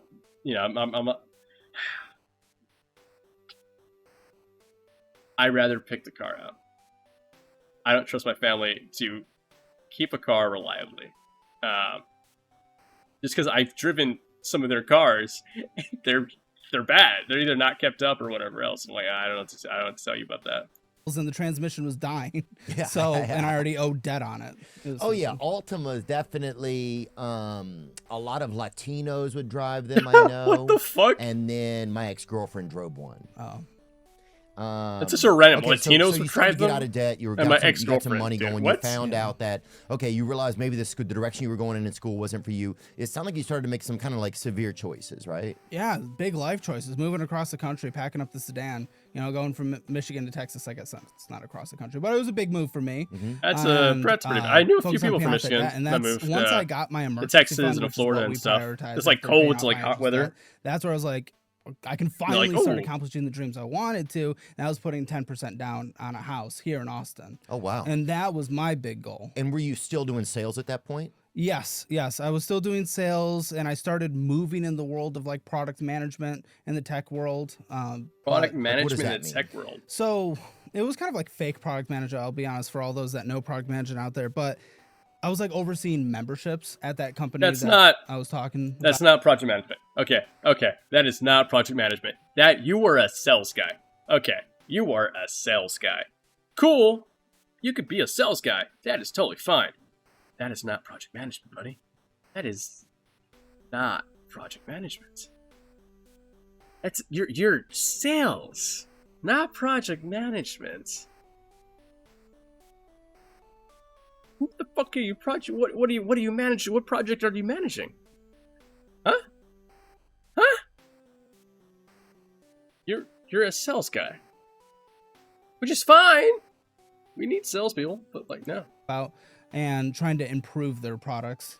And I was just kind of overseeing that, working with different teams. But Okay. I was transitioning to that world because, again, I like running some things. That's why I like building out the company that we have now and having management over products and just making a better experience for the clients. Okay. It sounds like the product you bullshit. sell now to people, is that a more helpful product you think than the first one, the other, Oh, the absolutely. day trading stuff? Yeah, because what Sounds- we're doing now, like our simpler budget app, Mhm. like that is an app that people can use and actually follow a budget, hit the goals that they're trying to do. It's things that actually help people instead of like, hey, there's a 10% chance you might be successful in this field. Good luck. Right. That was kind of the products back then. But yeah, so people can actually, finally take control over their destiny. Okay. What is you talk a lot? Okay, so I feel like I have a decent understanding now of how you kind of got to where you are, Yeah. right? Like a lot of it sounds like you're like, okay, college isn't for me. I need to change that. These are the high interest things that I need to get a job or find a field. You found sales. It's working well for me. And then I need to find out the higher interest things. I need to get out of those first. The lower interest things I can keep, because if I can invest at a slightly higher interest rate, then I'm going to be hypothetically or hopefully paying those off over time, assuming I can make more than the 3 or 4%. Exactly. Okay, so now you have a YouTube channel where you kind of talk, it seems like, to a lot of like Gen Z. Is that kind of safe to say? Gen Z, Yeah, millennials? Gen Z millennial. Okay. Yeah. What is the number one thing that they are going into debt over now? In America, cars, man. Cars. Everything's drivable Cars. infrastructure here. Okay. So you have no choice but to get a car. You Right. need a car to get a job Yeah. to pay for the car. Right, they Yeah. kind of locked us into that, huh? Yeah. What's that? Is there a I theory hate that cars like that. they, Like that it's, they did that I love on cars purpose, driving, a but lot I of hate that's done on cars purpose, like you that. think? that we had, that they created like this car economy. Yeah. You look up, just see what you find on that. Well, I know in the 1950s, right? That's where they start passing like the highway infrastructure bill, and that it's a lot of it for intercontinental connection, especially for military safety, being able to move things back and forth across cities. But with that, Yeah, they don't wanna came reuse into the rail. cities like Dallas and Houston and L.A., and they bulldozed massive communities and just built highways throughout. Then you had white flight from the cities to the suburbs, and then in order to get to the Yeah. city where the jobs are, got to drive on the highway, and it's a cycle Right. from See, there. this Yeah, guy I think comes you pretty off. much just answered it. That's what it seems like a lot of that is. It was like, Uh, yeah, people wanted to also live in the suburbs. They didn't want to be in the place, maybe right, you know, around a bunch of buildings stuff. You want to have a yard. Okay. Caleb Hammer seems like the most liberal conservative out of his friends. That makes sense. Like the most woke person out of his conservative friends. That's what he kind of sounds like to me. You want to have a little bit Yeah. more space. And cities went to shit after that too. It really did. Yeah. Just whether it's funding or just the job opportunities, like they went to shit. Like New York in the 80s was a shithole, right? So that's yeah. Yeah, and then I think you have a lot of people, like if people want to have a yard and want to have an environment they take care of, then they kind of, if they take that energy out of the city, then that's not in the city anymore. People want to live in the city now though. People are giving up their car and in my age range, you know, and the Yeah. audience's age range. Yeah, They want to yeah. live in those more walkable communities. And I'm I- moving to a walkable community. I love to want not to. have to drive. It's Oh, yeah. That would be great. It's a I nightmare. don't Yeah, like kind of driving. like my parents. It was the thing where they wanted to drive into Like, work. I and like that was driving, part but of, I like, don't- the commute. You know, it was almost like part commuting, of their, if that makes sense. Like a lifestyle. nice long You drive. know, I think that was like like it's a like big a part short of the drive. lifestyle Like, then. you know what I'm saying? Like Let me see. Commuting when I as we want know it to. today with people Anything regularly but, traveling like, significant distance. if it's for between work home or and something, or like I have to do became it for like prominent groceries, I during don't the like that too mid-19th much. century, primarily due You to the know? Industrial Revolution, which led to large population shifts towards urban areas and the development of suburban communities accessible by newly established rail systems, allowing people to live further from their workplace and commute into work regularly. The term commute itself originates from this era of early rail travel, where people paid a commuted fare for regular travel to the city. Oh, wow. So I guess if you were like a person that came every day for their job into, like, you know, rural New York into New York City, then you paid a commuted fare. Yeah. And I'm honestly not against like the driving if you want to or living with more space. I'm not against that at all. Like I actually like that. The community I'm moving to is kind of like that. It's a hybrid. But what I don't like, dude, I don't know how much you know about I feel like okay. If it's a walkable neighborhood in the Austin area, though, I mean, like the big one I can think of right now is Mueller. Like I think that's like the big one. If you just drive past it, I think it's like right off I-35 or something. Yeah, it's like the main highway, right? In Texas, the main goes from border to wherever it goes to. I just know you go from Louisiana to Houston, and then you go down. Is that I-10 or is that, I can't remember. There's so many fucking highways in the state, in the country. I guess in the states. Yeah, right. There's a lot of highways. Yeah, but that's the one.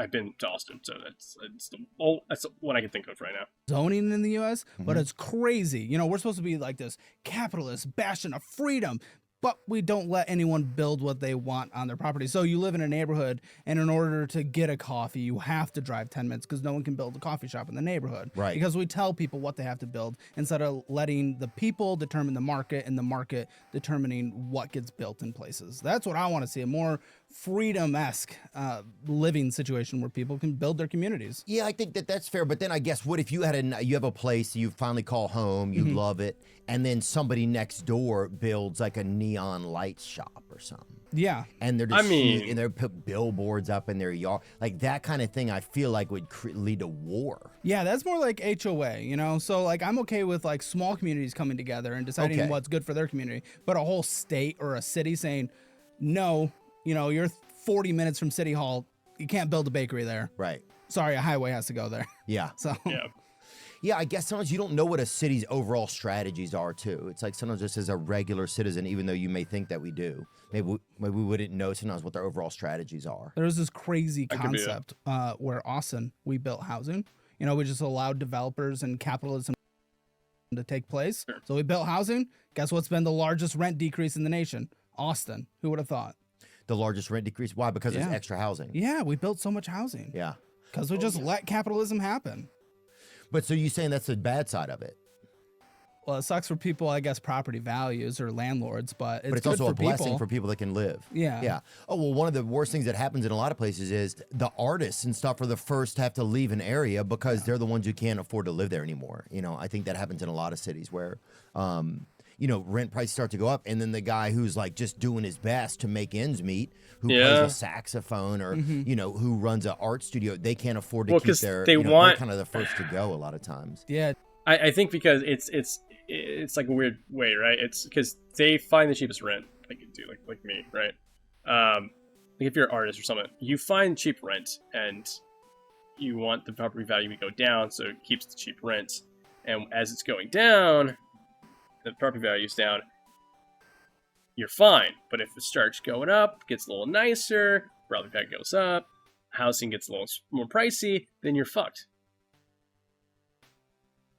Gentrification is weird because, like, honestly, you kind of go in there, you do get better restaurants, you get better amenities, things do become nicer and safer, but then there is like that dude who gets pushed out. So there's positive. Gentrification's a bad word, kind of a swear word, you know? Because what is gentrification you mean? It means white people moving in and moving people out? I think it's more just money and development, but Yeah. people Okay, do so- associate it with that. And like, So gentrification is the process whereby characters of a poor urban area is changed by wealthier people moving in, improving housing, and attracting new businesses, Yeah. typically displacing current. And the funny thing is, this happen like so in certain, I guess, smaller towns. This does happen sometimes, where it's like this happen like, you know, if it's like let's say like a major city, right? And it's getting too pricey, so they'll go to like the next, and they're already out like outside of their like suburban area. They might go to the next small town over, and when they do that, right? When they start doing that, you're kind of fucked, because then you got a whole bunch of people that might have, you know, probably moved out there. There's going to be more people that move out there expecting same or similar amenities to the ones they just had. So you got people from like the city going to the suburbs, and suburb people are going to like the more rural areas, but the rural areas are starting to become more developed because the people from the suburbs are moving there. And so now it's also a longer drive, so you get more sprawl. And yeah, it's a lot of shit. It's just how we've set ourselves up for the last like 50, 70 years or so. Yeah, I think, well, it's what, 50, 60, so like 70, 80 years. It's been, yeah. Inhabitants of the process, right? So they're kind of, you lose a lot of culture yeah. because you. Well, you develop new culture too, but you lose like the old culture, right? That's where I want more access to like home ownership, because if someone owns a home in that area and gentrification happens, you know, they can make a lot of money. So I want the people who are already there to have access to be able to get into the home and buy it. It's the renters that get pushed out, like the saxophone guy. He'd be the one that gets pushed out, and that sucks. Yeah, you lose a lot of authenticity there Yeah, too. absolutely. You lose people who know the lore of the neighborhood, and then everything just starts to be a Panera Bread too, which Yes. really starts to suck. Chain, yeah, they chain That's it one up. thing that starts to happen in a lot of places is you just run a lot of the same, and a lot of cities start to look the same. Yes. And Yeah. then you don't have any. There's no reason to even go to another Have city. you, You're like, why do I want to go there if it's just going to be another restaurant that's just next door to me? It's the Yeah, same. I think they're called like 5x1s, like all the buildings that you see everywhere, where they're like 5-story apartment complexes with the same chains on every floor. It's the cheapest to build. That's usually what the city messes it up by only zoning for that, because everything has to be one size fits all. Yeah, Nashville's ruined. They have a great area there called 12 South, and it. Yeah, so what was I going to say?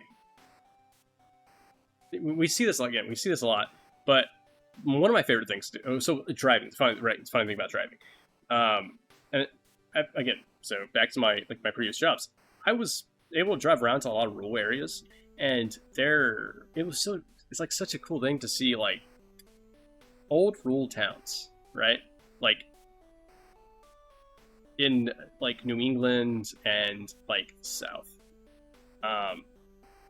It's very different, but it's also, if it's like smaller towns, they always have like some like center square or something, and if it's like really run down, like barely anybody's there, you might stop just for gas or something. You get out. Their towns, do you see them? They'll like be boarded up and stuff.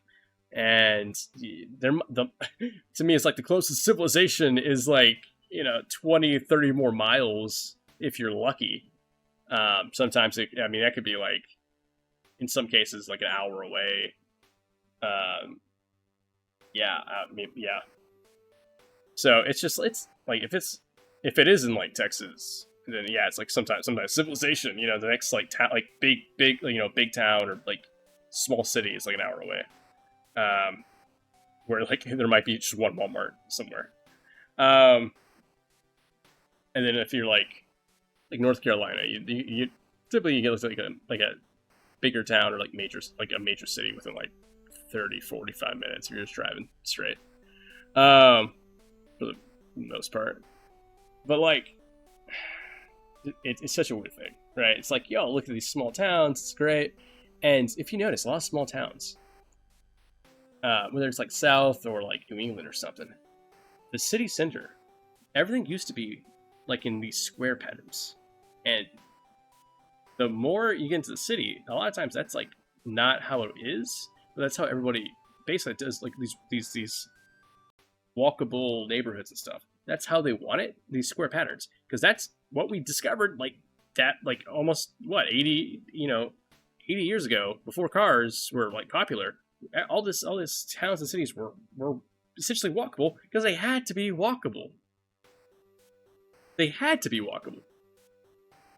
Even like the small towns, they had to be walkable because a lot of times that's all it was Main Street, and you walked to your town. Or you had like one bus that would come pick you up and drop you somewhere off, or you had the train to come, take you to your little town, and then you leave on the train or you leave on a bus and you come, it wasn't, oh, I'm going to drive to the next city. No, it was you're walking, you're stuck there a little. Yeah, you're kind of stuck there unless you're like ride your bike or something like that. That's everything was like in a center place because he didn't want to carry everything either. Yeah. It has all these like great little shops and stores. And then now it has like a rag and bone. Just like it had like quaint vibes. You could walk down. It just felt like you were in like a neat pocket. And then now it just feels like you can barely tell the difference between there and if you're walking down like South Congress in a way. Yeah. So you're still in Nashville. You ever going to move to Austin? I might. I'm thinking about it, I'm thinking about if I could afford to get a home here and keep a home here, Oh, you could. Then I would be able to go back and forth, Oh, if I financially audited your statements, I know you could get a home here. This show is sponsored by Liquid IV. If I sound pretty juicy, if you're for Cal, I wish that sponsor block template. It could be a business you pass on to your own family. So just to kind of circle back into where we were. So one of the major things you're saying that Gen Z faces is, well, car debt for sure. That's what every American faces. It's car debt. It's This is what I was talking about earlier. You have the car so you can get to work to get the paycheck to pay for the car. Like my family was like, everyone has a car payment. Okay, you're gonna get a car to get to work to pay for your car. Yeah. And it really was the truth, kind of. It really is. Yeah, that's basically what it is. Yeah, even for me. Yes, and I want to like just kind of correct what I said. Like I'm totally for driving anywhere if you want to. Just wish there's more options. It's kind of you're forced to drive. Yeah. So that's pretty much it. Oh yeah, they won't even let you take definitely a are forced scooter or a to Lime drive on the interstate. I mean, which is crazy. Like there might be one state. I wouldn't allow do scooters that on the interstate. Can you bring that up? Well, at least What not state is in allowing you to scooter where that state. on a highway. It might be New Hampshire or something. I think bicycling is fun. I think we need more bike lanes, but bike highways. As long as you are donating plant-based organs back to society. That's wild. I think bike highways. We need more bike highways in the U.S. You felt like you had to have a job, right? Mm-hmm. And my mom I was raised by my mom. She always had a job. She had a job like I don't think she only had like it was always work, And parents would have been ashamed if they didn't have a job. Do the younger generations feel that same way? Like people that you're talking to, do they have that same feeling about work? No, there's something really interesting happening in our culture right now that I cannot define super well. I always mess up with the words. Infantilization. Infantilization? Infantilization, yes. Okay. Thank you. A lot of people, I don't know. Everyone's like, I'm 19, I'm still a child. There's a lot of that conversations that I'm having on my show. And honestly, Okay. I get this. I think I also read something. I saw a headline. I'm not gonna be like, oh, this is like what the thing is. But it's like NEETs are like in the U.S. now, right? I think we've always had this kind of thing, but like I think it's like more prevalent now in the U.S. NEETs, the no education, no training, and no job, or no employment. That's what it's basically what it is. No job, no employment. I don't. Maybe it's just me. I cannot sit. I did this when I was like also like growing up. I can't sit and it's also that's why I don't play video games. Like I play video games, obviously. Like you see me stream video games. But I don't do it as some other streamers. Like I'm a variety streamer. I file out my content. It's React content. I watch videos, react to it. Yap a lot, right? I have a lot to say. I need to learn shit. I'm on Duolingo. I like 600-day streak or something, 700-day streak, and that's cool. I was gonna learn Chinese. I was gonna learn Mandarin, simplified Chinese, and I need to learn something. I need to do something. Look, I'm watching videos. Sometimes I'll save like a lot of videos and just watch them on stream, just because I know it'd be good content, right? Sometimes I do that. Sometimes I just have a little family experience. I'm like, oh, cool, this would be a good topic. Fuck it, because I can't, afford therapy right now. Maybe potentially. Who knows? Yes, no. I still go to therapy, but I'm not paying for a therapy session every week because that would be a lot of money.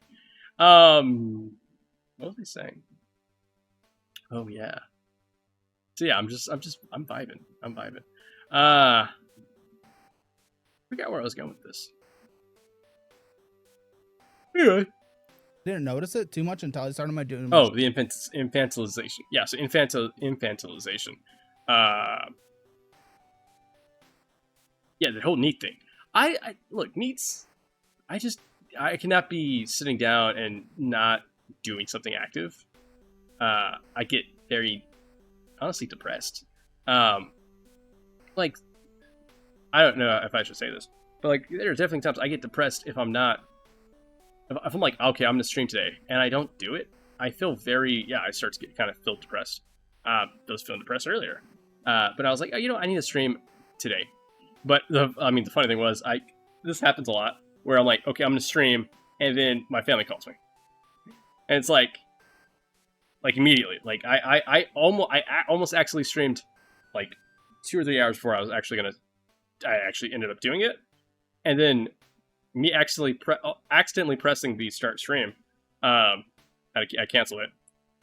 It like my family member called me that minute, and we were on the phone for like an hour because we were talking about stuff. It's been like like a week or so since they called, or a few days, and then another family member called right after that. So it's been so it was like 2 hours just doing that. Then I was like, okay, I'm hungry. I need to get food. So yeah, it's a lot of that, right? And then I'm like, oh, I'm kind of feeling bad. I need to rush some of this. I need to keep going, rush it. And what was I going to say?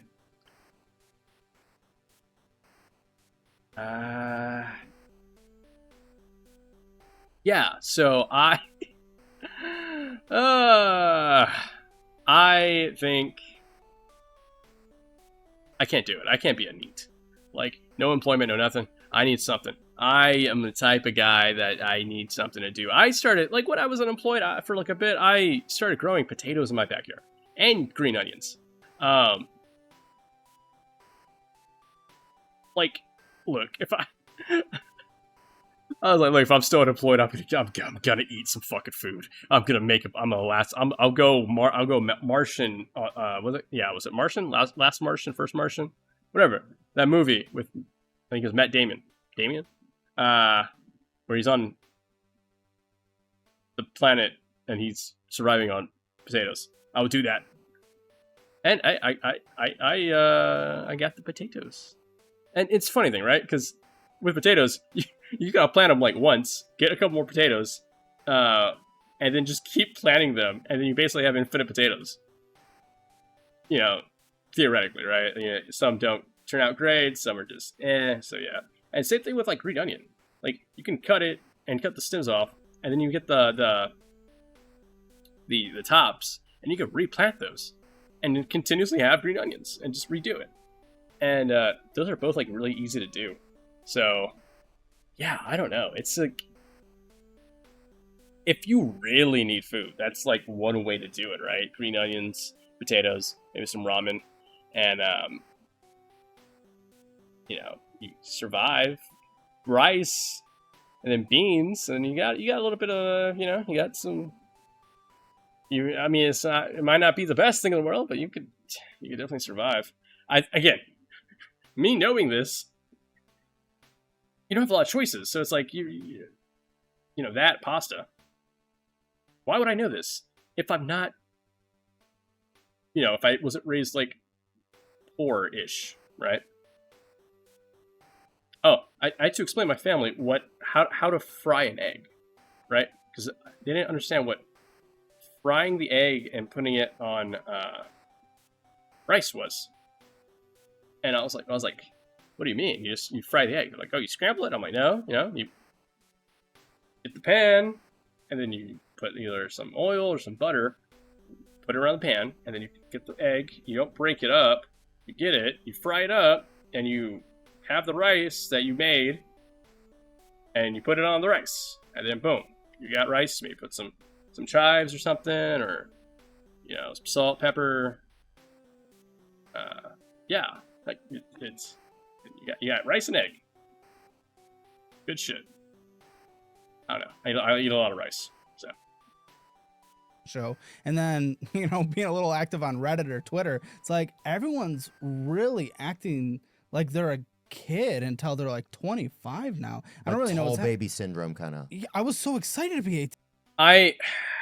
It's kind of. I would say it's kind of me, because I feel like I graduated college a little late, but I mean, I was also working like full time and mostly part time. Just again, I gig and contract jobs throughout college, so it was like I was working, doing classes a little bit, and then I did definitely learn that I cannot work full time while also doing like part-time classes, like 2 or 3 classes a semester. That just was not happening. 1 class a semester can do. 2 classes a semester. That's kind of pushing it for me. I think just because my focus is not there. So what I did instead, I took while I was working, I just decided to study like for a week straight sometimes. When I knew I was gonna have like some downtime, or at least like some nights, like I would get off early, study, and then just take credit by exam tests. So then I just would get the credit anyway. I would get the credit. So, boom. Because there was no way I was gonna be able to do like lessons, right? I was gonna like do lessons, do the papers, and if it was like math, do the math and stuff like that. I'd rather just take the credit by examination and pass or fail that.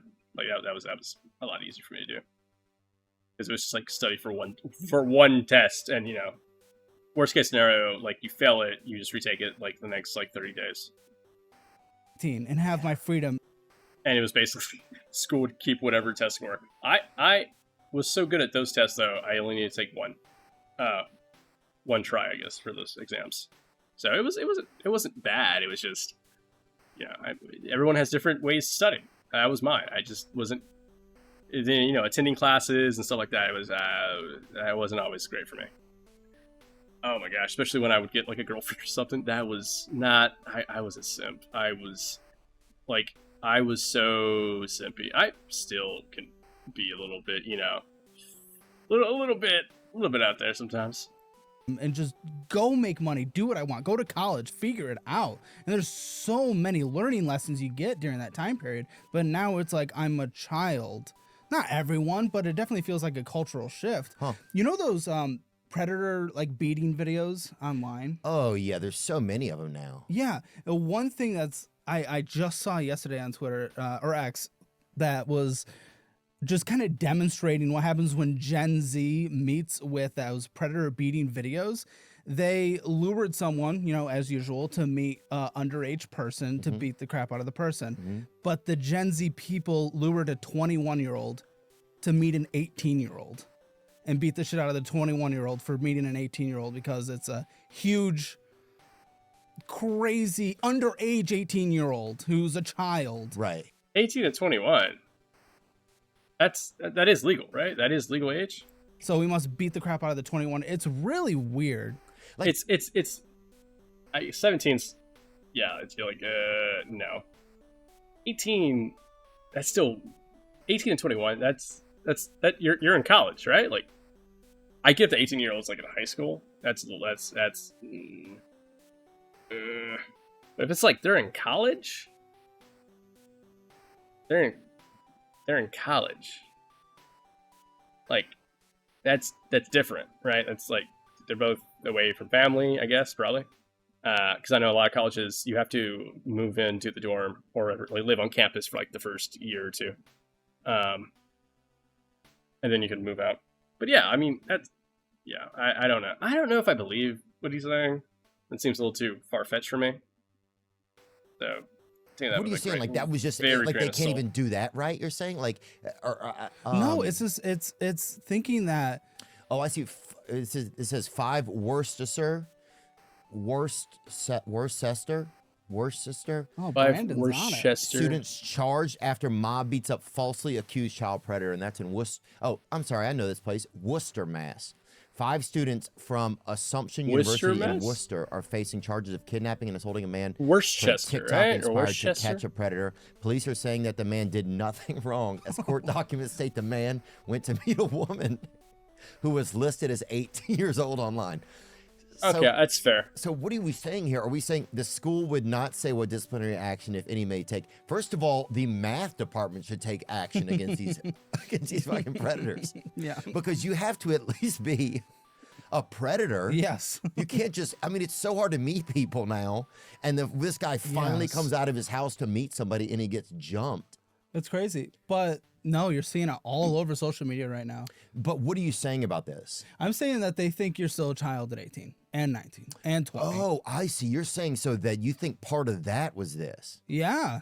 I mean, they're talking about I age gaps. If you're kinda dating see with it. someone 2 years, like over 2 years, people are freaking out. I now kinda see it, online. It's though. Like, crazy. there's like- the like- pearl clutching's wild. When I was online 18, right now. I was stupid. Lots of just like When I was 19, I was stupid. When I was 21, I was Just stupid. Everything right now. When I was But I'm 22, seeing that in these conversations, I could have been when pretty people are like stupid. 20 and they think they're still a child. They don't have to. There's no responsibility yet. They can just lean on everyone around them, their family. Yeah. They just don't have to take care of anything yet, and that it's kind of hard to see. But that case that we just saw is This further sounds a little demonstrating weird. That I don't impacting want other parts of the culture as well. Like, we're seeing it across the board. responsibility Yeah. There's to also this do certain on things. TikTok, especially. There's like this victim Olympic stuff going on, Mm-hmm. where people are trying to over victimize. Like, I'm more of a victim than you Mm-hmm. from this thing, and it's like it's an always over, just stepping over each other on who's Yeah. the biggest victim. I it's so funny you say that. I saw something like this. I love where you're at, man, because even some of the things you're saying, it's like things that I couldn't. You're just at this really unique intersection, I think. I just wanted to say that. I'm just realizing that more as I talk to you. But yeah, I'll see things. It's like, yeah, the fires are really bad, but realizing that it's been 11 days since your boyfriend texted you back, right? And you're like, and someone will be walking down the street with flames in the back, Yeah. but they're making it about them and their boyfriend or something, you know? It's crazy. Or hope my DoorDasher's okay. What the It looks fuck? dangerous out here today. And they'll be from their balcony looking for their taco order, and there's buildings on crazy. fire. Like, Okay, what are give me a we second. fucking I don't know, man. turn on your stove and also leave and go rescue Yeah. yourself? You're gonna Yeah. risk it all for some raviolis? Yeah. It's just, it's almost like people don't even feel like they're gonna die. It's almost like, yeah, before I go off on too much of a tangent, whose fault do you think that is, that there's some of that mentality, right? Dude. Is it the parents or is it just society? Where are you finding the fault of that, you know? I haven't seen parents like talk about it, so I don't see them doing it. I'm sure there's always an impact, right? I think there's a coddling type of thing. I think but a lot of I don't think it's also I don't think it's coddling, right? It's like you said, coddling. I don't think that's it. Maybe a little bit, but also I think it's the parents don't discipline their kids, but I think that's part of it, right? I think it's that. Maybe it's probably also COVID. That I feel like, even for me, right? I feel like it took away some years of my life of COVID. Just, the lockdowns, everything else like that. Like there's certain things that you couldn't do during that, 2-3 years. I mean, I didn't really. I mean, I would say I stayed away from people because I was staying in my car and I was driving around. Like there was not a lot of people in national parks and stuff. Occasionally, but go to the rivers, lakes, and beaches and stuff around the country, and yeah, I mean that's completely different in time. I think because I also saw it slowly trickle back into people, but I was also, as it was trickling back in, that was also people. I was starting to work again, heavily work, because I think I was doing part-time stuff, but for a bit, and when that happened, because I was doing school part-time, yeah, it was different. It was a lot different. I think socially, that never went away from me. So it was very much I didn't lose a lot. I mean, it felt like I lost years because I couldn't do a lot of stuff. Leaving the country was kind of a hassle, which other stuff was kind of it was a hassle and stuff. So a lot of places were closed down and locked down. So it was and then it was the dating wasn't the best during that time. Like in my life, but also people were locked down, staying with one person or whatever. And I don't think it's healthy. I mean, if I have a life partner or something, maybe if I'm married, even then I don't think it's that healthy. We've seen, I just, yeah. What did I do? Oh, wait. I was who did I date? And I was okay, I remember. Yeah. Out of the TikTokification of things, and I love TikTok. I mean, we got 1 billion views on TikTok last year. I'm Congratulations, I'm happy, man. Well, thank you, but even still, I've seen videos of examples of people talking about a story from their past, and they're just sharing a story about something that was just slightly inconvenient, and then people go in their comment sections and say, no, actually you're a victim of all this, that. There was some TikTok I was watching, I don't know, I think I was watching a reaction to it. Someone was talking about how they had an awkward hand-holding experience when they were in high school, and people were going through the comments no, you were right. And it's fuck me. Yeah. And they're just, I don't know, it's just this Or enabling. thumb raped or knuckle raped, shit, stuff like that. You're that's...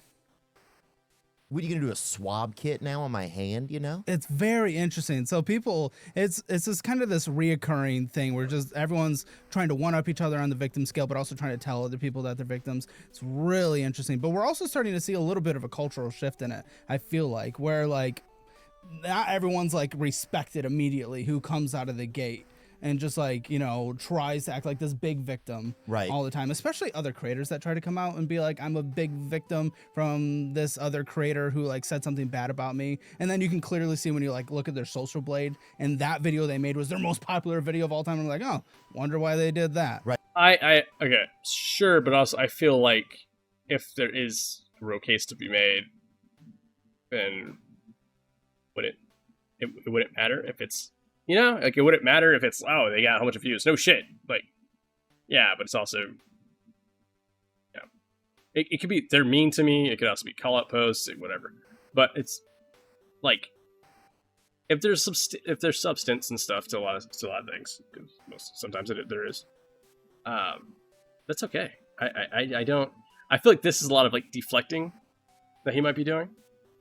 Right. So now if somebody gets views off of victimhood. Yeah, in some ways. I mean, but I think you saw. Go ahead. Well, the shitty part is it actually just diminishes like real victims. Oh, for sure. Well, I think I saw this with Mark Zuckerberg the other day. He was on Joe Rogan's show, and he was talking about, bring up some of the clips. He was talking about how Mark Zuckerberg tells Joe Rogan podcast Biden administration tried to censor memes in surprise episode.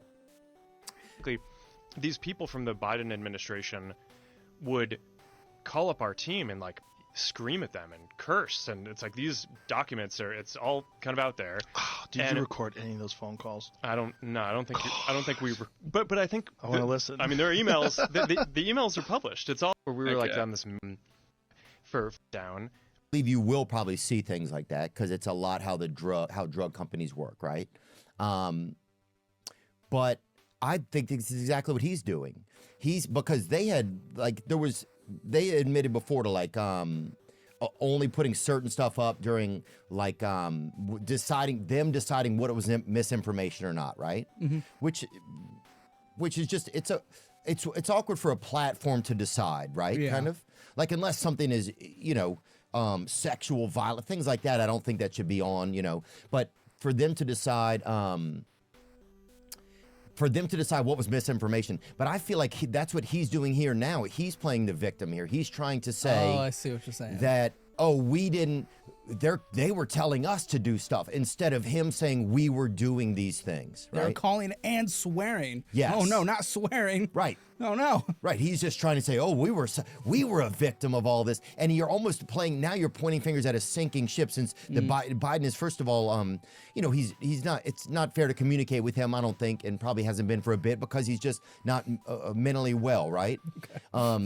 And no judgment against his party but just to me, I've always felt like they were taking advantage of a senior citizen, right? Like if that were my father or it's grandfather, very funny. I'd be kind of upset. Coming out now. That people are marching him out every day because he believes what you're telling him, right? He believes that he's fully capable and competent, Okay, right? all right.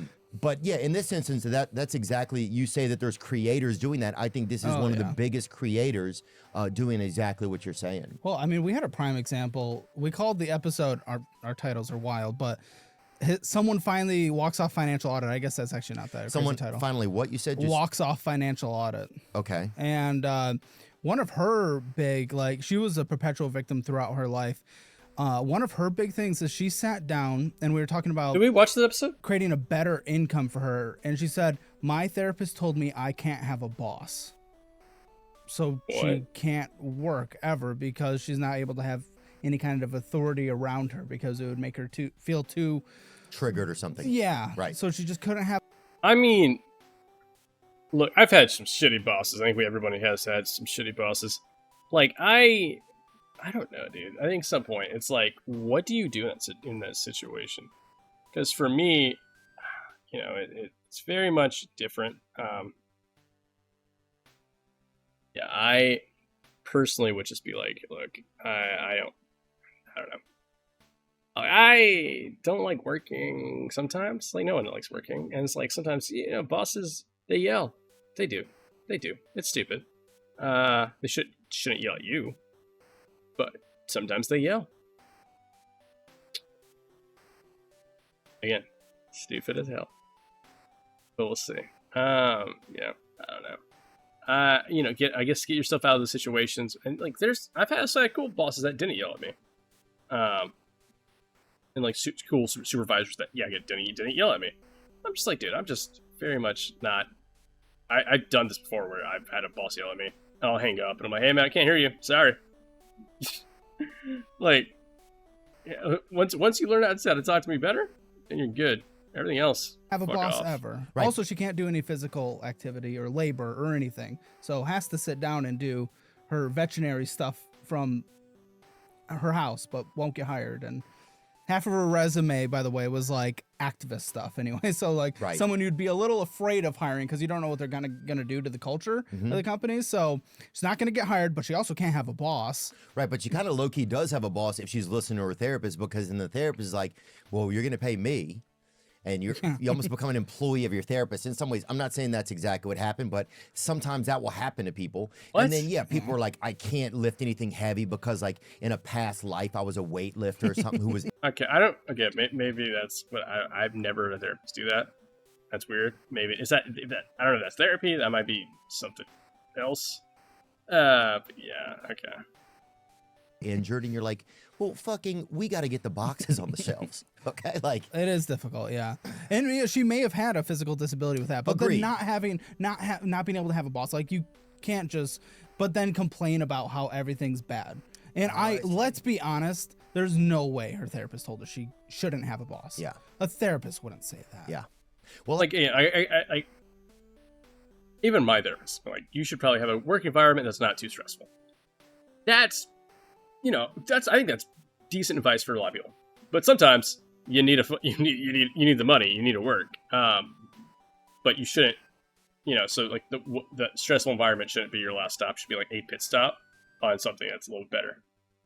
Just yeah, and, yeah. I don't know I don't know if it's just me. My therapist at least gives me like, like little tricks and stuff to like help you, calm yourself down and stuff like that, breathing exercises, blah, blah, blah, which is fine. That's cool. But like, I do some of that sometimes. But it's like, breathe in for 4, breathe out for 4, stuff like that, regulate yourself. It's a little, or like stare up and look at a light or something. It reminds me of a lot of, it's like intro, like work week stuff, like that, they bring HR in and they're like, hey, these new techniques for you to help you, whatever, deal with management and stuff, or deal with like the stress of your job. And I'm like, okay. As it reminds me of, I'm like, okay, I'll do this, for you. I'm like, okay, then, you do it and it's a little better. But like, my therapist has never been like, you have to not have a boss that yells, or that never have a boss. Like, that's just not feasible. A lot of times you'll pay and then you'll but that kind of becomes a like an emotional race card in a way sometimes, where people are like, yeah, my therapist said that. Yeah, absolutely. I mean, she was lost all over the place, so I'm not surprised. But again, she was also another victim kind of in her relationship. She was dating a dude for 8 years. They got married, but she decided 2 weeks into her marriage, she wants to try titties, just on the other sid. Date women, you mean? Yeah. Okay. Just go to the other side and hang out a little bit. He didn't want to. So I've dated a lot of bi and pan women. Again, I feel that is something you say or you talk to, but for the marriage, like, way before. And if you want to, like, it's one thing to be like, hey, I am bi. I'm like, that's cool. It's another thing to be like, I want it right now. And you're like, we're about to get married, or we are married. That should have been like a discussion a long time ago. Like, dude, it's always fun having a bi partner or whatever. Just because, like, dude, half the time you're like either checking out the same person or whatever, or like, yeah. That doesn't make things. I mean, it's like, it doesn't make things weird, but yeah, it's you're checking out the same person, and you can both complain about dating the same gender sometimes. Like, yeah. he's a bad person for leaving her because she wanted to, date women 2 weeks into marriage. Right. You can't just be 2 weeks funding into marriage. That's lesbianism weird. if you don't want to be. Yeah, it's like, you can support it, but if your wife leaves you, you shouldn't still have to be the guy funding it. Yeah, or if you don't want to be open, especially, yeah. Yeah. Oh, yeah. If you don't want to be open relationship, so he's the bad guy because so a lot of blame. 2 weeks into marriage.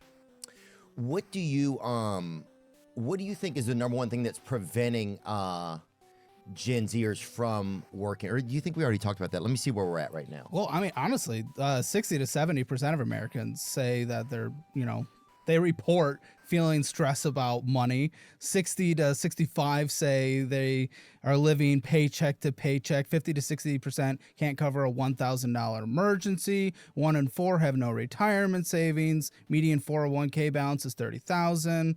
Like, I mean, there's a lot of things that people got to catch up on. And the big thing that kind of Again, sucks. I need some this is where I savings do to have feel like a bad cushion for any younger anything. generation, where college is getting more expensive, life gets more expensive. I mean, that's what happens. But you need very, to start saving as early as very you can, more because expensive. like income's not your biggest wealth building tool, as Dave Ramsey says. I'd say that time is, because you need time in the market to let it grow. If you put $1 in at 20, it's worth so much more than $1 in at 30. But the more expensive things are, and the more we treat you like a child who doesn't have to work. Again, and I think this is why it's important to have, and it's okay to go into debt, and it's okay to do all this stuff. good The further things you to are teach your from not only kids. putting money That's why I towards want to retirement, get out of the cycle, but right? covering the $1,000 If I could emergency, teach my or paying kids off the debt that's eating 30% interest. good stuff a for year. money, Yeah, then the more you have we'll that, be the fine. more that mentality is accepted and nurtured and becomes like a habit, then surely, Like, the for further example, you are from, if you're not if even taking care of I your responsibilities or have a you know, kid, hitting like right? a bottom line or breaking even. Like if I have a kid, right? So let's say, I start them off with like, they're born. I give them some extra money. After I put money in my retirement and stuff like that, I give them a little bit extra money and put it into like an account or something for them. By the time they hit like 20, it's gonna be there in 20 years. And I'll be like, hey, look, this is your starting fund. If you wait till you're 60, right? This is going to be way more money, and you can retire pretty okay. Probably put more money into it, blah blah. And let's say you get a job at like 15, 14, 15, depending on what state or whatever labor kids laws are. However that goes, whatever money they put in, like I'm not going to charge them. I'm not going to charge a teenager rent or something. They could, whatever money they put in, I could help them write a budget, a okay budget, for their money, and teach them, like 10% into savings, 20% into savings, 10% into investing, 50% on needs, 50%, or however much, what needs does a teenager really have, right? That's the thing, right? It's you're doing it for pocket money. You're doing it for pocket money to go and hang out with your friends. Your needs could just be social. Your needs could just be school. Your needs could be like you're putting this money, you're putting like a big chunk of money into your college fund or something. That could be it. Or this money you're putting into a 401k or something, and you're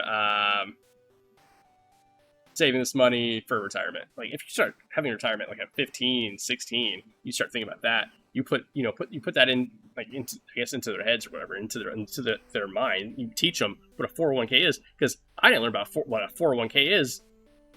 I didn't know what a 401k I did not know what a 401k was until like really recently. And even then I didn't really know what it meant. I didn't know how it worked. I had to ask my HR department and be like, hey, I see that I have 401k. I know this company does matching. So how does that work? And how do I log in? And can you help me with that? Do I need to talk to payroll and see how that goes? Do they automatically take a percentage out of my thing? How does that work? And like same thing with health insurance. I didn't know how health insurance worked. I had to ask HR. I had to ask people. And they're like, oh, you just write this stuff down. And I was like, okay, cool. Okay, so my taxes go out of this. How do I deal with this thing? Like, oh, well, this would be, everyone does this and you should be fine.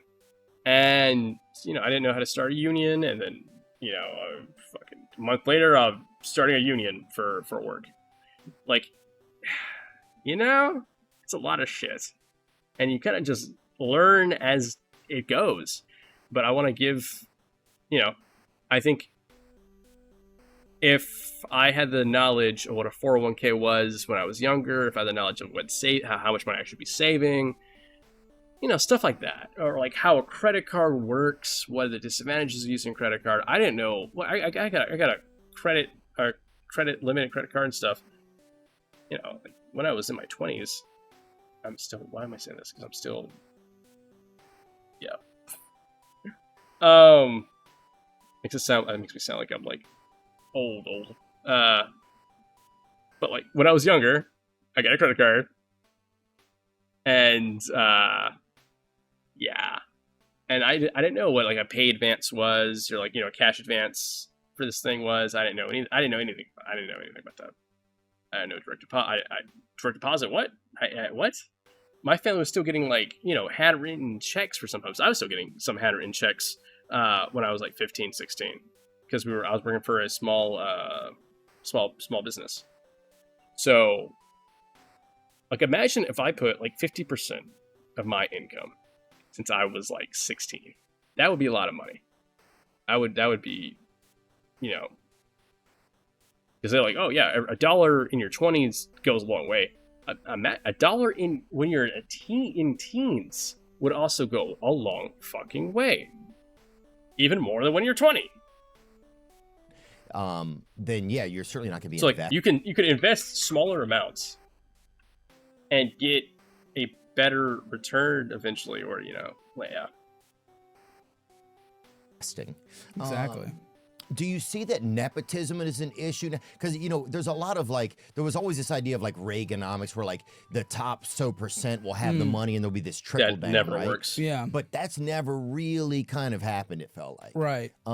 It's interesting. Yeah. Do you think nepotism, just how big of an issue is nepotism? Do you feel like you hear a lot about these days about like nepo babies, right? Yeah. I just wonder if you hear a lot about that in like the financial world, like, oh, you're just like a trust fund baby or something like that, you know? Honestly, you don't see too much of that in my world. We've seen people that get like a big sum of money. I just talked to someone the other day. She got almost $250,000 from a passed away relative, but she went into that pile of money without any behavior knowledge of how to utilize money. She's only been in debt throughout her entire life. Only just blows all her money, more than that's she why I want to makes. like teach so the my moment she kid got that. Well, of course, does it get saved or invested or pay off debt? No, it's gone in 5 years, just blowing it on fun stuff. So I'm okay if someone can prove themselves, you know, that they have the talent to be known. And of course, we all. Do you have any kids?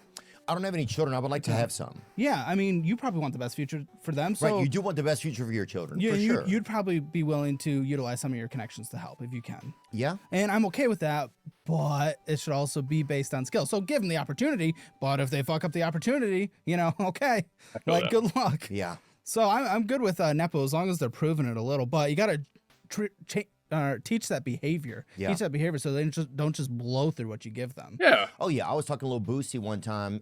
He's a rapper, if you're not familiar with him, and he was talking about how like the hardest thing to teach is your hustle to your children, right? Like your same energy for like if you didn't have certain things growing up, he's like, it is so hard to transfer that energy to your children. Absolutely. And at the same time, want to give them just, you know, the basic needs even, you know, and the basic needs sometimes will be fancier because you have more money to spend. I think this is also different, right? If you can, Caleb, of like because Gen Zers or millennials and some of the issues, like just specific things that they like showed if up you with live on a that show, budget. Okay, yeah, And stick with a budget. You might be.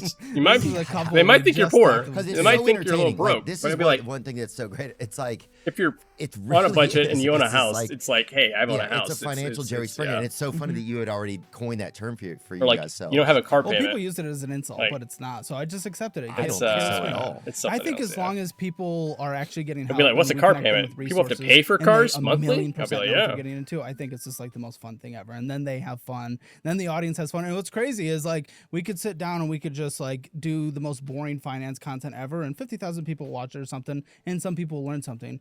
Or we could do this like true real show that is also really entertaining. Hundreds of thousands, millions of people watch it, and then we've calculated about 20,000 people at least have, which is based on comments and things, have gotten out of debt, saved for an emergency fund, have actually changed their life just because of watching this show that has gotten to them that they're interested in. And I think I'm not doing it because of the show. I can almost see Like, at this all. happening where we will get to like, Because, like I catch a said predator before, videos show, of like you pulling up on somebody, I or straight up not am even like, you, just the way society is, right? I need 'Cause you're things. kind of at this I perfect need this. section of like capitalism and like voyeurism, right? Okay.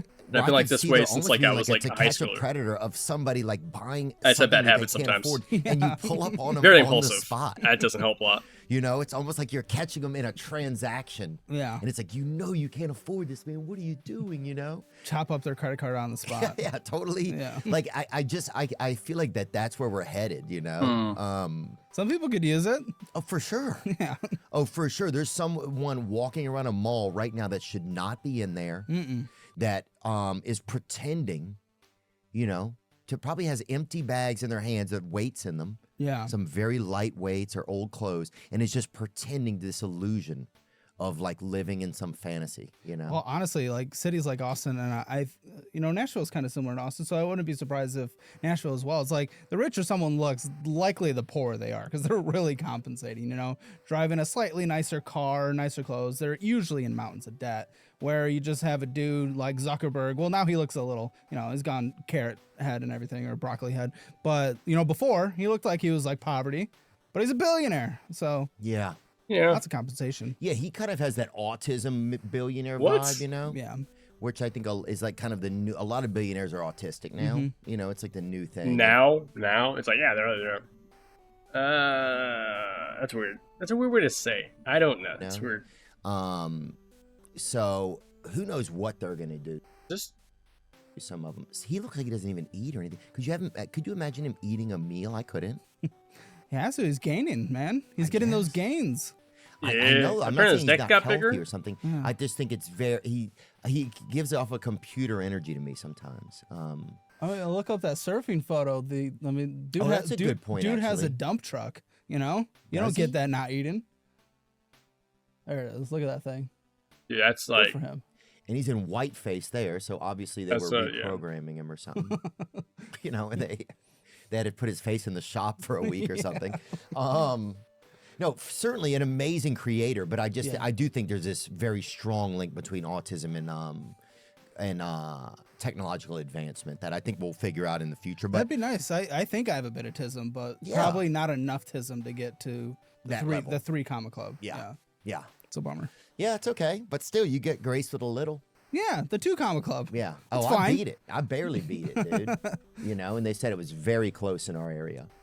Can you take me through a couple of examples of Absolutely. just so my listeners can know like some of the stuff that's on your show, right? Yeah. I mean, do you want him to pull up some shorts even? Yeah. I mean, I know we have a couple. Oh, sure. We were just talking to this couple. They're both try not to get canceled. I guess lesbian couple. And they. Oh no, we know what lesbians are. Yeah. Yeah.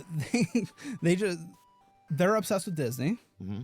Lots of Disney adults are, and they're Gen Z, and they are obsessed with birthday months. I hear birthday month so much with Gen Z and girl math. Birthday And month. Like, what is your birthday month? That thing? Birthday month, so you have to celebrate. So for their birthday month, they spent $2,000 on Disney exclusive passes, and then went to Disney World, spent a lot of money on that. Then they're going to Disney World 2 times next month, and then 1 time in the summer for different.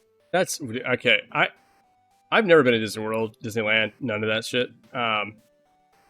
Again,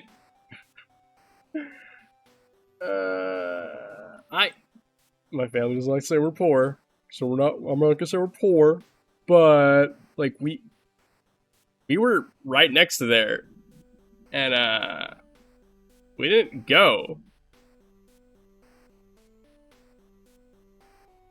because we didn't have the money. So like,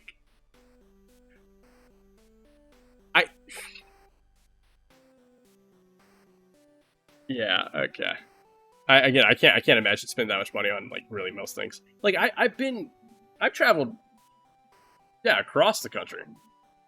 I'm from Vegas to New York, car, and then there to New York, but also from Arizona to Florida. I mean, That's close, and that's really close to across the country. But what was I going to say? But like again, I didn't spend $2,000. I think I shared a room, and I spent maybe $150 for 3 nights in a hotel room between like 3 people, and the car ride, which is a couple, like $100-200 on gas or whatever. And well, one way. Yeah, I think the whole trip might have cost like, for everybody, might have cost $2,000, and I'm talking like 3 or 4 people. So like between that, it's like, yeah, way cheaper. I don't even think it cost $1,000 for all of us. It was pretty fucking cheap. Yeah, for birthday months. And they spent, what did I have? $21,000 in 1 month when they make $7,000 a month. And what is it? It's not like is it like lessons to talk like characters? Like how far, like what are they getting into? I don't know. They live in Arizona and they drive to LA to just have their little special birthday month. This is their birthday. Right. I can go into debt and fuck my life. It's my birthday. Oh, I see. So something as simple as your birthday, they can go 20 grand in a debt. Yeah. Right. 20 grand? This right here. I was like 2 grand. Okay. 2 Disneys 20 in these grand. last couple months. 2 Disneys next month. You guys are literally poor. We only went for 1 day in November. You still traveled What? there. Yeah, okay, 1 day. $1 of food. Took our nephew for his birthday. His birthday. And then we went for my birthday. Oh, if I hear one more thing out about lesbians and their nephew, His birthday. I don't give a shit about birthdays. What is this obsession with birthdays? How are you guys getting there from Mesa? Getting what? It's in LA, so it costs money to get there. Yeah, we drive. We drive there. Yeah. So you're getting places to live. Does it cover the place to live when you're there? Nope. So you're spending money to spend more money. Yes. Do you get the free food while you're in there and free drinks? No, we pay for that too separately. We do talking like about? 10% off merch. Got This it. is not fucking crazy. So What? it's like you would think, especially 10% off you merch can is find deals nothing. nowadays where they probably could have got some free food vouchers or something like that. Yeah. Yeah. Yeah, or just stayed off campus and went. I'm okay if they go like once a year. They have like 5 planned trips already. Yeah. For Disney. Yeah. And what does that give them?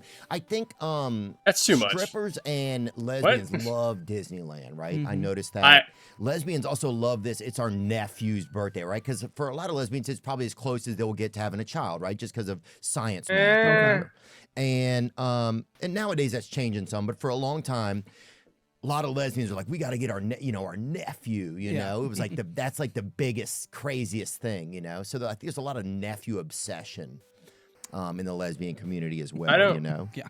But that's a lot of money. On I think that's Disney. just an aunt thing. Yeah, it is. Dude, I think that's just an aunt thing because I've had aunts and it's like nephew. I mean, I've been the nephew, and they were a straight couple, like straight, very straight. So yeah, I think it's just like a family thing, like a that's a nephew thing, right? I don't think it's a lesbian thing. That's weird shit to say. Not much return. You get a return, but you're an adult also. Yeah, but unlike most lesbians, I think they're gonna last forever though because they're on the same page. And usually couples that aren't on the same page about money, that's where they divorce. But they're on the same page about wanting to ruin their lives for Disney. Isn't it like finances or money like the number one divorce they thing? need to have a Disney. Now, I wish Disney had a hostel or kind of like a section. They have the campus. They have the because that would be very magical if you ended up. I like, mean, in the if you work there, trenches. that's basically what it instead is. of the monorail, you get a little spray painted one. Just it's a little sketchy. Someone tweaking out in there. Yeah, but it has somebody's put like Elsa on the side or something, or just spray painted some wild shit on it. I think that could be kind of interesting. Okay, so you're talking to people that are wasting too much money. Usually, lots of debt. Okay, a lot of debt. What are some other ones that you're seeing? We had this dude. Frustrated incel buys women instead of dating was the title. He went into $8,000 of credit card debt just so he could go to strip clubs. $8,000. He sacrificed eating so he had more money for to go to strip clubs. Wow. 2,000 hours a week on strip clubs, and his quote was, That's kind of insane. I'm a Sigma male. I can just go to the strip club and get some booty that way. That's insane. I guess it's easier for him. He was a little disappointed, though, that he couldn't lick or bite them, though. That was his one complaint. Okay, so he didn't get the fluid pass or whatever. I don't know what. There's a. That was another one of our guests that got the fluid pass. Wow. Yeah. Yeah. Well, strippers is that age-old kind of bait and switch. It's the illusion, you know. That's why they always catch men like masturbating in their cars outside of strip clubs because they're what the fuck? You know, they've built I didn't up know this this whole illusion. That's a lot of money to spend on stripping. Now, I respect the fact that he was going without eating, though. Yeah, because a lot of people are just like, yeah, I'm gonna snack and whatever, and still waste this money. Yeah, he picked it up in the military. I guess that's what they were all doing. Not eating. Wait. He wasn't eating. He was gooning. He was like, I'm gonna goon later but no eating, dude. What? Why? Who? That's look. I've had some good rounds before. Something like rounds of actual. I still ate afterwards. I don't know. I get hungry. I get thirsty. I get tired. Like eventually I get tired. But I get hungry. I'll put some clothes on and just drive out to Whataburger, or like In-N-Out or something. Like, yeah. Overseas. Visiting strippers and stuff? I guess. That's how they made it through. Dieting and visiting strippers, yeah. I could see that. There was another one you had. There was like what was the hostel. bring up one of the ones that we had pulled up. The guy in the red suit was an interesting guy. Oh, yeah. Red suit. I took the loan out to fund my emergency fund. What? Where is this emergency fund today? I saw about $1,000. Stop it real quick. So this guy took a loan out to fund his emergency fund. Yeah, like 20% interest too. By the way, dropped from 2,500. I spent some of it. On what emergency? Learning how to do hair extensions. Okay. That's an emergency? That's an emergency? I wouldn't say it's an emergency. What do you think an emergency fund is for? I took the money out of the emergency fund to buy a class for extensions. The interest rate on this is 28.64%. Yes. Wow. Okay, so originally it wasn't for the emergency fund. I just thought that would be a good idea. Okay, so let's stop it there. So this is the kind of stuff that you're running into. Why would 26% or whatever, I forgot. He took money out at 28.64% interest to learn hair extension lessons, and that was considered an emergency. Well, first the fund is emergency fund, so he takes out 28%, even though like the best thing you get in a high yield savings is 4% right now, something like that. So yeah, it's like 4 or 5, I think. 23%. But even still, then he just drains it from the emergency fund to learn hair extensions, which invest in yourself, invest in your skills. We like that. Right. And dude, a credit card. I don't know. No one would say go get a degree for 30% interest. So learning hair extensions that doesn't make sense. But he wants to move to Thailand to escape it, though. So I think that's his out. To escape the debt, you mean? To escape capitalism. I thought about he that. He specifically said. Well, it's still capitalism. It's still capitalism. I don't care what people. Okay, it's still capitalism. You're still gonna. It's just you're be taking advantage of a. You'll be taking advantage and possibly gentrifying a neighborhood for Thai people with your U.S. money, unless he works in Thailand for those wages. Again, still capitalism. Kind of hard to get away from capitalism in a global economy. Yeah. It's yeah. Anyways, 20s. Yeah, I can't do that. I have thought about running away from my debt, going to another country and for years and be like, you know what? If I just wait it out, all of it's gonna go away, right? Besides student loans, those things haunt you forever. Yeah. Do you see a lot of that? I'm going to fly away to another country. That seems like a very fairy tale type of energy. Honestly, no, surprisingly. Done that. A lot of people, done that. When they just get I overwhelmed would do by it. their finances, they really just put their head in the sand. and they just forget about it until it all comes and bites them in the ass. And that's usually when they come on our show. They realize they've had too much, and they watch one of our episodes and they're like, oh shit, I gotta apply. And that's when we usually see them, is when they've realized it's too much and they're in the most dire situation, but they haven't fully awakened to why. So they're still defensive on things. I'm sure they're nervous on camera. They're just normal people off the street, but that's why they're still defensive, and they're trying to understand like what is going on. And there's lots of cope talk across the table for me. And what does cope talk mean when you use that term? Yeah, just like I was allowed to do it. It was my birthday month. It's okay. Excuses. Yeah, it was okay to go to school for 12 years and take out private student loans to pay for an expensive apartment. I was just trying to survive.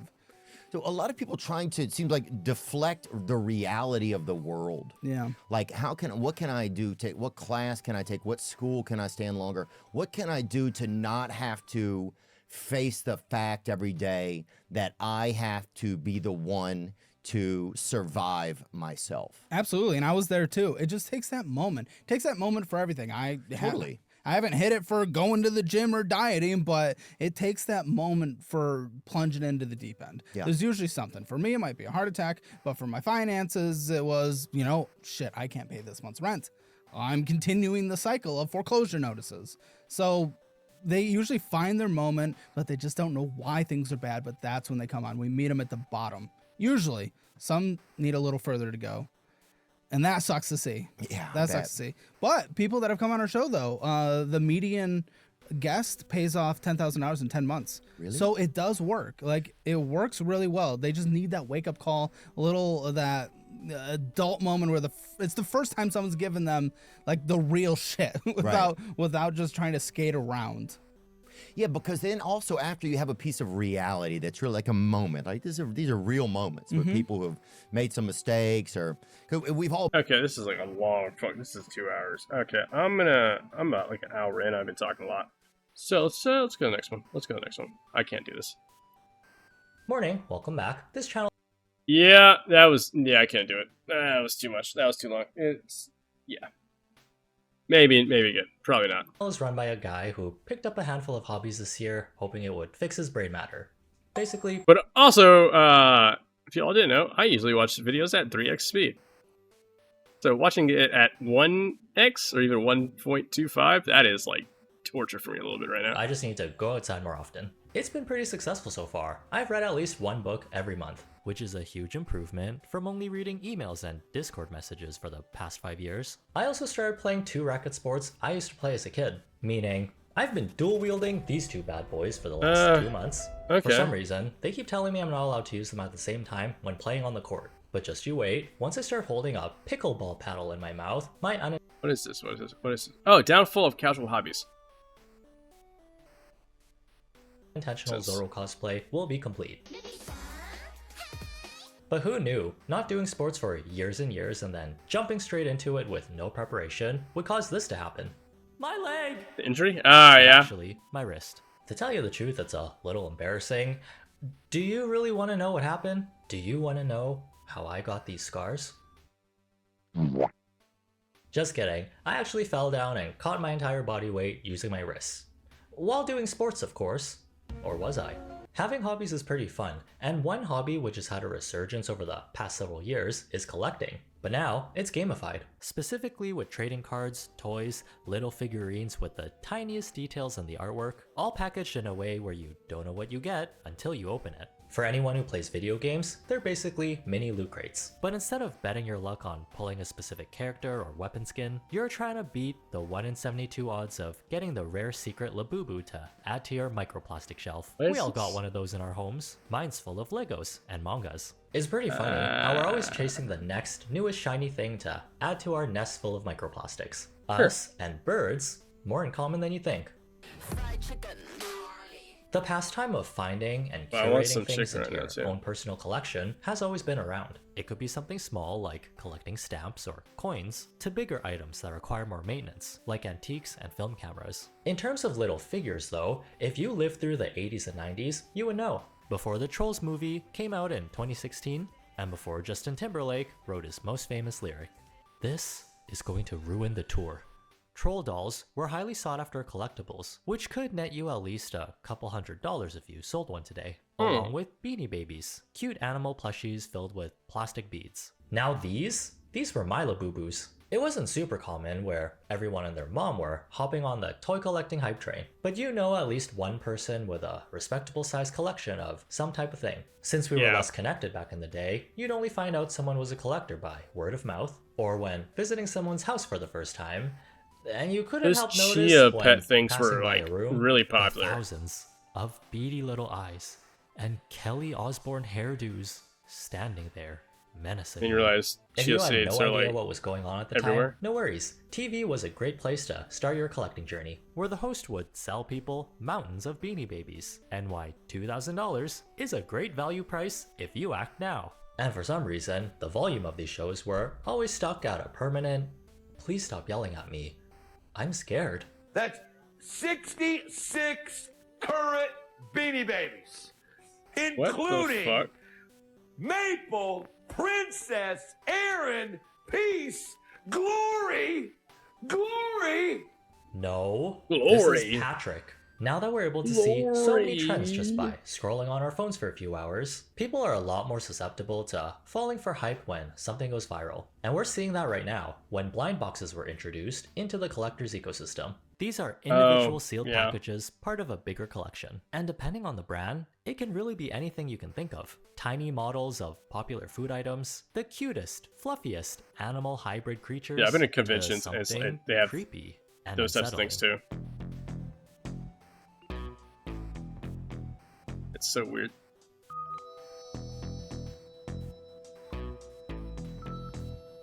Have we learned nothing from Full Metal Alchemist? Nina Tucker, anyone? It's essentially a mini lottery. You have no idea what's in the box Like until you PTSD open right it. there. That's the whole appeal. You might be the one lucky buyer who gets the super rare golden figurine in your first go. That's a pretty cool flex to make, getting to show off one of only 50 collectibles ever made in the world. Congrats on beating the 1% chance of ever finding this thing. These also make for great unboxing content for creators. Watching others' Yeah, I guess reactions so. when they finally get the model they want, or even seeing someone crash out. It's a very entertaining genre.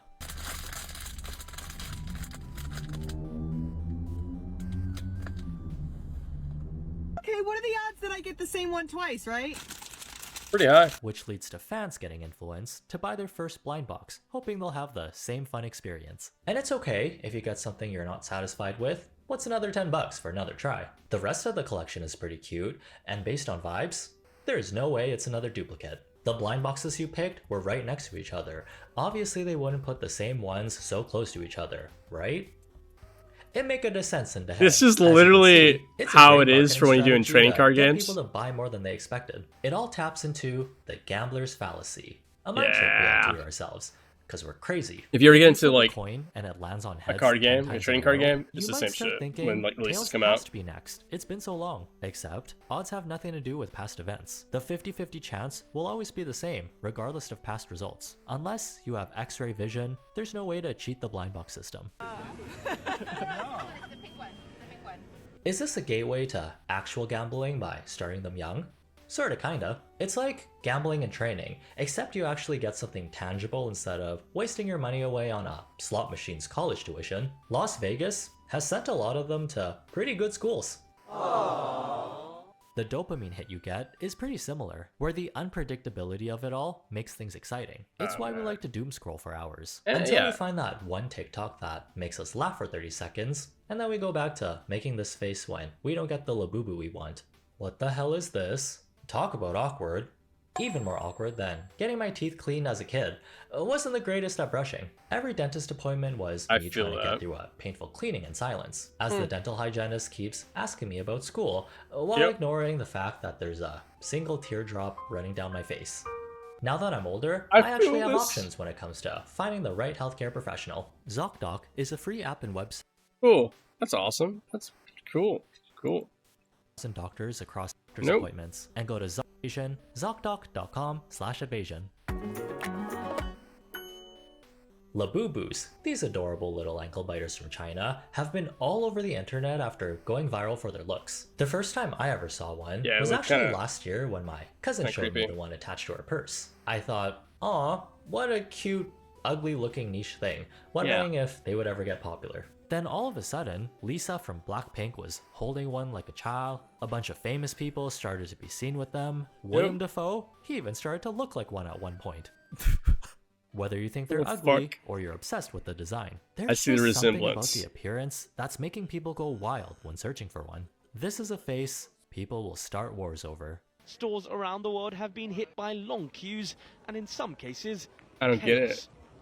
There was even a fight. It's like the Stanley Cup thing, right? Walmart has since said it is paused selling the product in all of its 16 I just don't shops in get the this UK hype until for things June like this. to prevent any potential safety issues. Not gonna lie, I did kind of want to buy one, but forgot about it until like a month ago. You know that kids book where the wild things are? Labubus remind me so much of those monsters. The resemblance is uncanny. I'm pretty sure they're at least first cousins, or these monsters all I can see flight it. to I can Turkey see it. and came back with fillers, veneers, jaw shaving, a rhinoplasty, and buccal fat removal.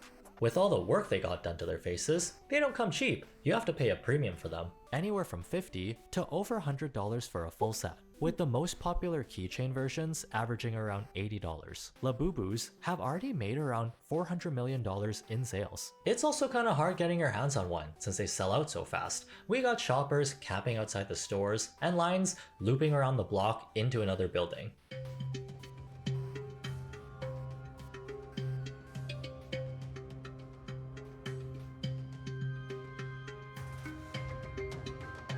Just outside the Pop Mart store on Michigan Avenue, this is what was happening this morning. They were all trying to get their hands on the latest edition of Labubu. No, what? I'm never going to go to Pop Mart ever again. It's my first time going to one of these things, and it's probably going to be my last. We arrived around 2:30 a.m. because, yes, we have nothing else better to do. But we also really wanted Labubu because we've been looking at it for so long, but they're just so hard to get. Honestly, it was pretty chill at first, and dare I say, even maybe a little bit fun and adventurous. But that was before 5 to 6 a.m. started rolling around, and more people started showing up. And you could already tell things were starting to get really serious. People were scouring every single entryway so that they could try have an advantage to run to the store. Even the security guard was terrified. We still had about 2 hours till the doors opened, and people were already shoving and pushing each other. The shopping center doors were meant to open at 7 a.m, but they actually opened early at 6:42 a.m. Everyone started screaming, shoving, and rushing in, and people even got crushed at the sides of the doors. Spending your time waiting for hours That's for the like a next Black newest Friday trendy deal, thing but like isn't worse. anything new though. People have been doing that ever since the lineup was invented. What's the difference between this and camping out for a PS5 or iPhone?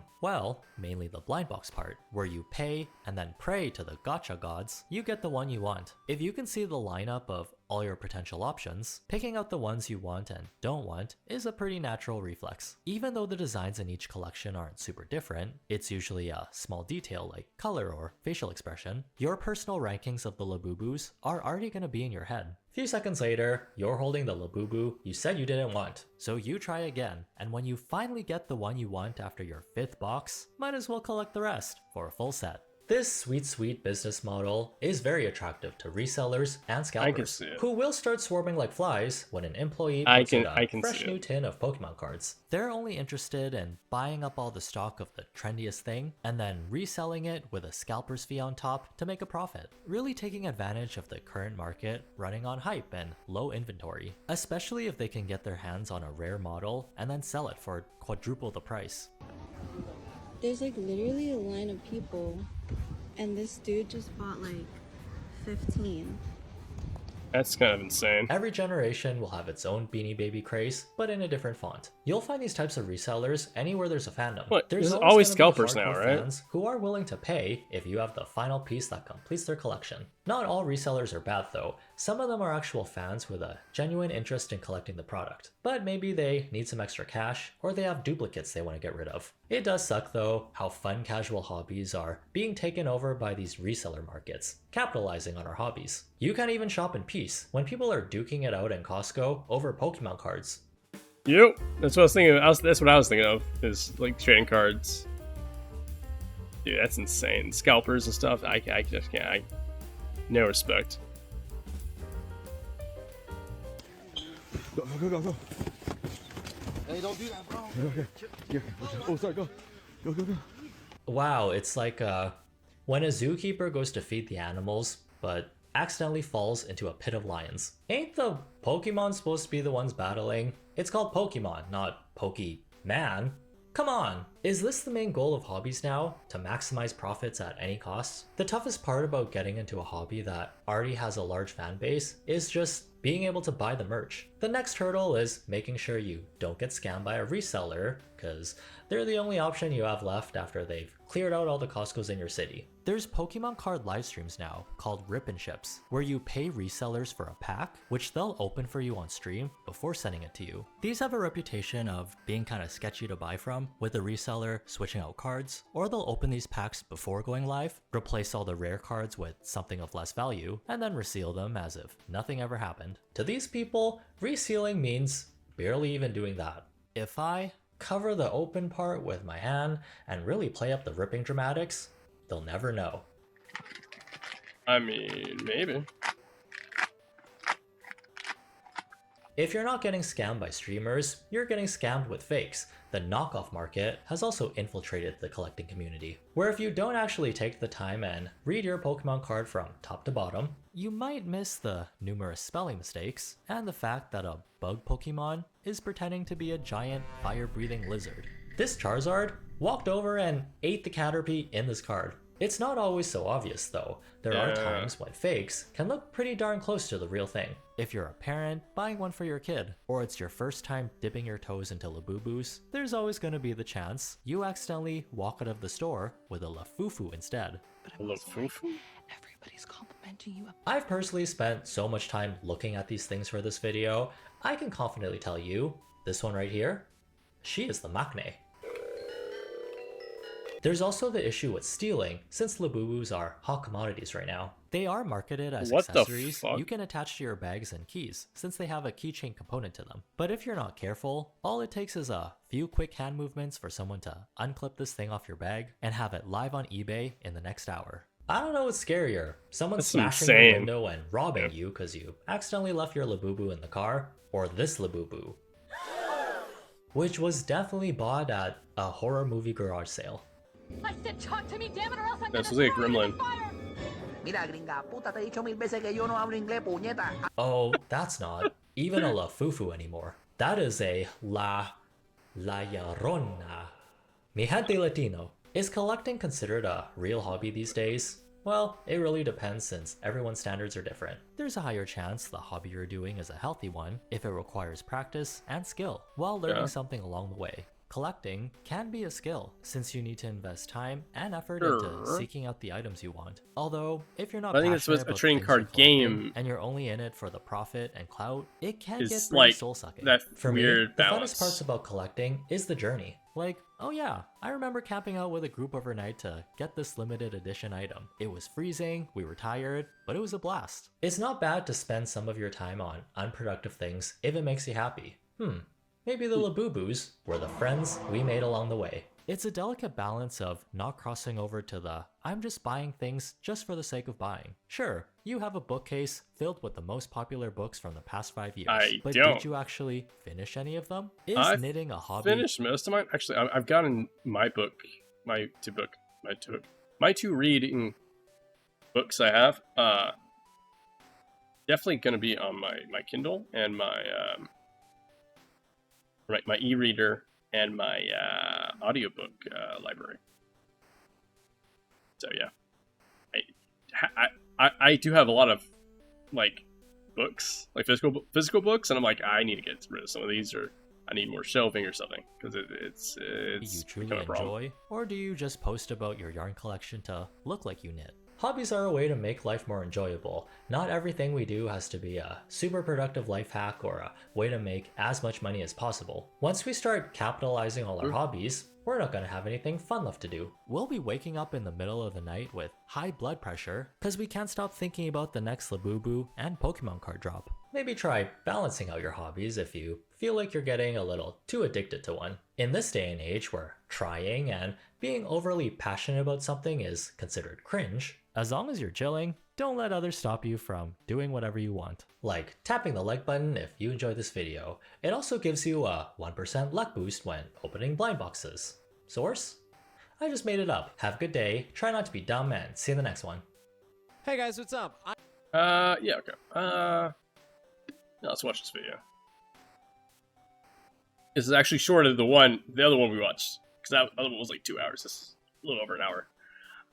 Let's see. Let's see how I've I attempted to feel. record this video at least a half a dozen times, not just within the last week or so, but within the last like 6 months or whatever. Since I've started making content again, I've tried to start this video so many different times. Nobody understands. That's the other thing, is that nobody understands. Nobody understands that I think about this situation compulsively.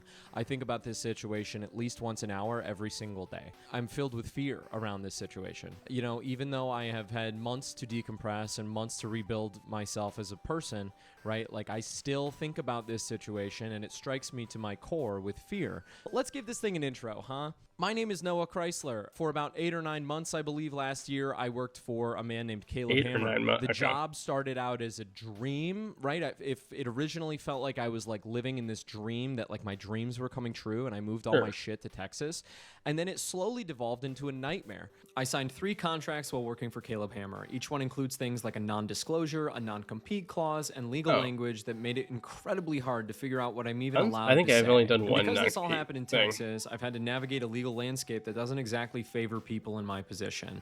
Making this video has been absolutely exhausting. I've spent weeks trying to get it right, I do remember being in college, and one of the clubs wanted. I wasn't in the club, but wanted one of my my friends at the time to sign an NDA for a thing, for like an officer position or some bullshit like that. And I remember this pretty well. And it was like the stupidest thing ever. Because in my mind, right? In my mind, I'm like, you're taking things way too seriously. And I still think that to this day. Like, I think a fucking college club with an NDA is taking things way too seriously. So why would you do that? But yeah, let's go back to the fucking video. Checking, editing meticulously, and replaying memories that I wish I could forget. I did this because I know the risks, but I also know what it's cost me to stay silent. This isn't easy for me, not just legally, but personally. For the first half of this story, I considered Caleb to be one of my closest friends. We worked side by side, and I barely knew anyone else in Austin, so the way this ended is something I've carried with me every day since. Not too bad. Throughout this video, you'll hear my voice come in from time to time. Those parts have been carefully crafted to reduce my legal liability. Putting this out at all might be a mistake, but I'm gonna do it anyway. Over the past 6 months, as I've returned to making my own content, I've been using it as a way to sort through the harder chapters of my life. I started a podcast series called My Failure Resume, where I reflect on old projects, not to wallow, but to make sense of them, to lay them to rest. I didn't set out to make this video, but if I'm honest, I think some part of me always knew it was coming, that behind the other stories that I was telling, this was the one that was waiting. And sooner or later, I'd have to face it. You know what? I'm gonna wait to do this one properly, I guess. I'm gonna wait till next time. Yeah. I'm gonna see who is streaming live now.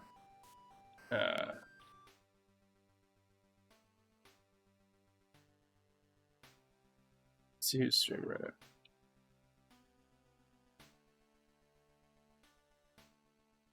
But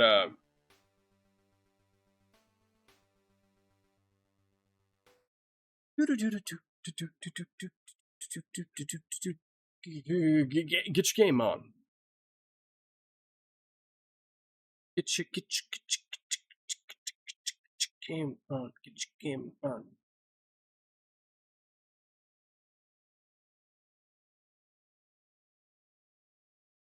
Yeah, let's watch. Let's see if I could.